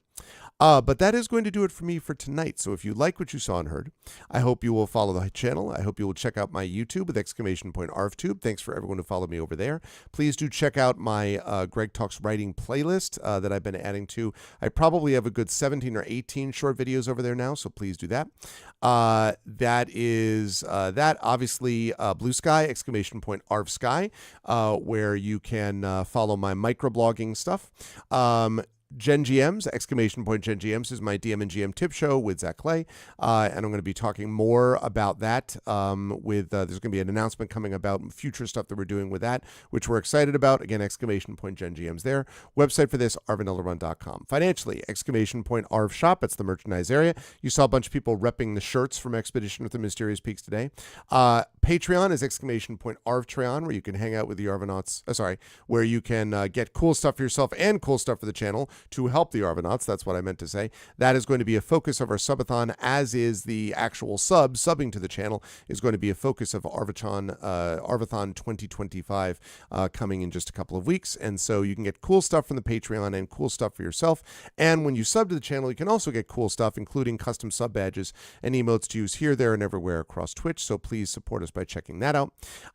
And let's see, Blue Sky Tournament. Yes, on the publishing front, exclamation point Icarus, my graphic novel from Athos Arts. Exclamation point Library, my Tales and Tomes from the Forbidden Library. That's my 5e adventure and sourcebook from Alligator Alley Entertainment. And exclamation point Greyshade.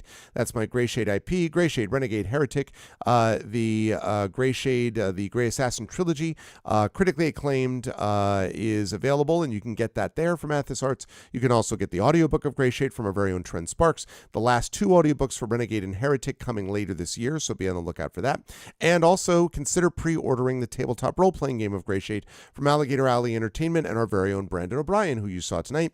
That is going to be coming out soon, so make sure that you pre-order that so you can get that copy when it is ready. And as always, exclamation point BLM, Black Lives Matter, important to affirm and assert the significance and importance of Black lives. Exclamation point Help Now, the World Health Organization page on suicide prevention. Important to reach out to others when you need help and reach out to others when they need help as well. And exclamation point Ukraine, UKRAINE, to help the people of Ukraine as they fight back against an illegal and illegitimate war with bravery and courage. And we send the message we'll do so for others in that situation in the future. Thank you to my wonderful mods tonight. Thank you so much to Dragonspear, who I see has been lurking. Thank you to Prince Justin, of course, who's awesome. Thank you to Triffid, equally awesome. Thank you to Coven of Lenora, also awesome. Good to see you, Coven. And of course, thank you to the Rising Tides, about which more in a moment. Thank you to my wonderful mods, best mods in the business. And thank you to my wonderful Patreon supporters and subscribers. Thank you to JLC. Thank you to Trendane. Thank you to my wonderful viewers. Thank you to Excel. Thank you to Jagtress. Thank you to JD Metters. What's up, Jeff? Thank you to Nonstop. Thank you to Radio Johnny Panda. And thank you to Zalvio. You just arrived, Dragonspear? I see. Well, it's good to have you here anyway. And thank you, of course, most of all tonight, not only to you, but thank you to my Infinity and Beyond crew, to the amazing Trent Sparks and Marie Bilodeau and Brandon O'Brien and Jennifer Brozek and John Helfers. Great stuff from all of them. That's it for me. I will see you folks on Tuesday for birthday streams and Beowulf, Age of Heroes, as we move into the final stages of that campaign. And more of this Expedition from the Mysterious Peaks coming next. More of Eberron, Oracle of War, coming next month.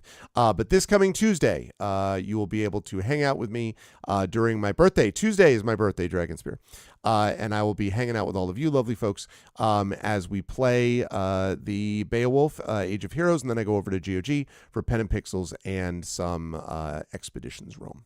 Otherwise, thanks everyone, much love, and I will see all of you wonderful folks very soon. Until then, as I always say, everyone, please be good to each other, enjoy the rest of your weekend, and have a good night.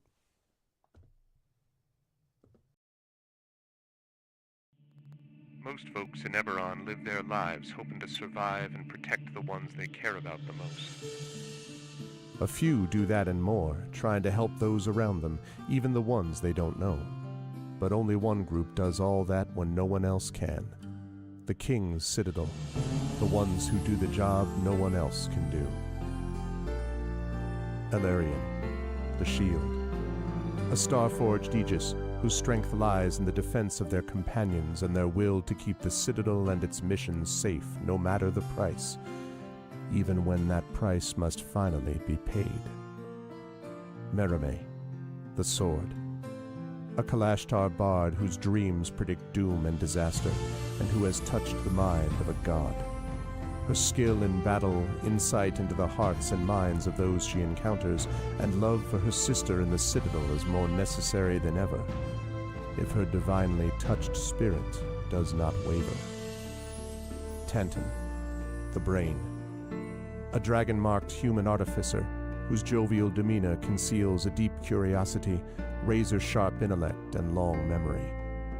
He knows what he did for the last war, and he knows what it did to him. And now that he has returned to the site of it all, deep within the ruins of Seir, he knows how much worse the next war will be, unless he can stop it. Nisiana, the Heart, a dragon-marked halfling healer whose love for her sister is matched only by her desire to help and heal the members of the Citadel. She's grown wiser and more wary, and has learned that at times harming matters as much as healing. Can she keep hope and the King's Citadel alive?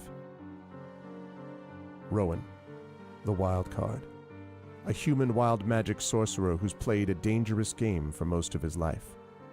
He's gone all in to save his friends, but for the first time he's learned they're not the only ones sitting at the table. Can he break through the shadows of his past and finally call the bluff? These 5 elite operatives came together to aid the salvage outpost of Salvation, where the Grey hovers nearby, a threat and a promise. With the Oracle of War, they found an artifact powerful enough to end a war, or begin one. They traveled to Sharn's City of Towers to unravel the Oracle's mysteries while stopping assassination attempts from the terrorist organization known as the Emerald Claw. They traveled back to Salvation and into the Grey to repel a war-forged invasion and take the fight to the Lord of Blade's secret fortress Razorcrag. They paid a heavy price to rescue hostages from the fortress, and the Lord of Blades escaped into the Grey, seeking a way to create an army of Warforged powerful enough to crush the 5 nations of Corvair. But the Citadel had more immediate problems, the Emerald Claw, and a looming war. At the same time learning that the Lord of Blades seeks the Oracle of Bones to create his invincible army. Now the King's Citadel is in a race against time to unite the 5 nations and stop the Lord of Blades before he can turn his full might against all of Corvair. They've saved Salvation, navigated Sharn, prevented disaster at Razorcrag, stopped the war with Thrain, and thwarted the Emerald Claw. But can they finally unlock the Oracle of War's secrets and defeat the Lord of Blades? Only if they remember that in the end, all they have is each other and the King's Citadel. Long live the King. Welcome to Eberron. Welcome to Corvair. Welcome to the final season of the Oracle of War.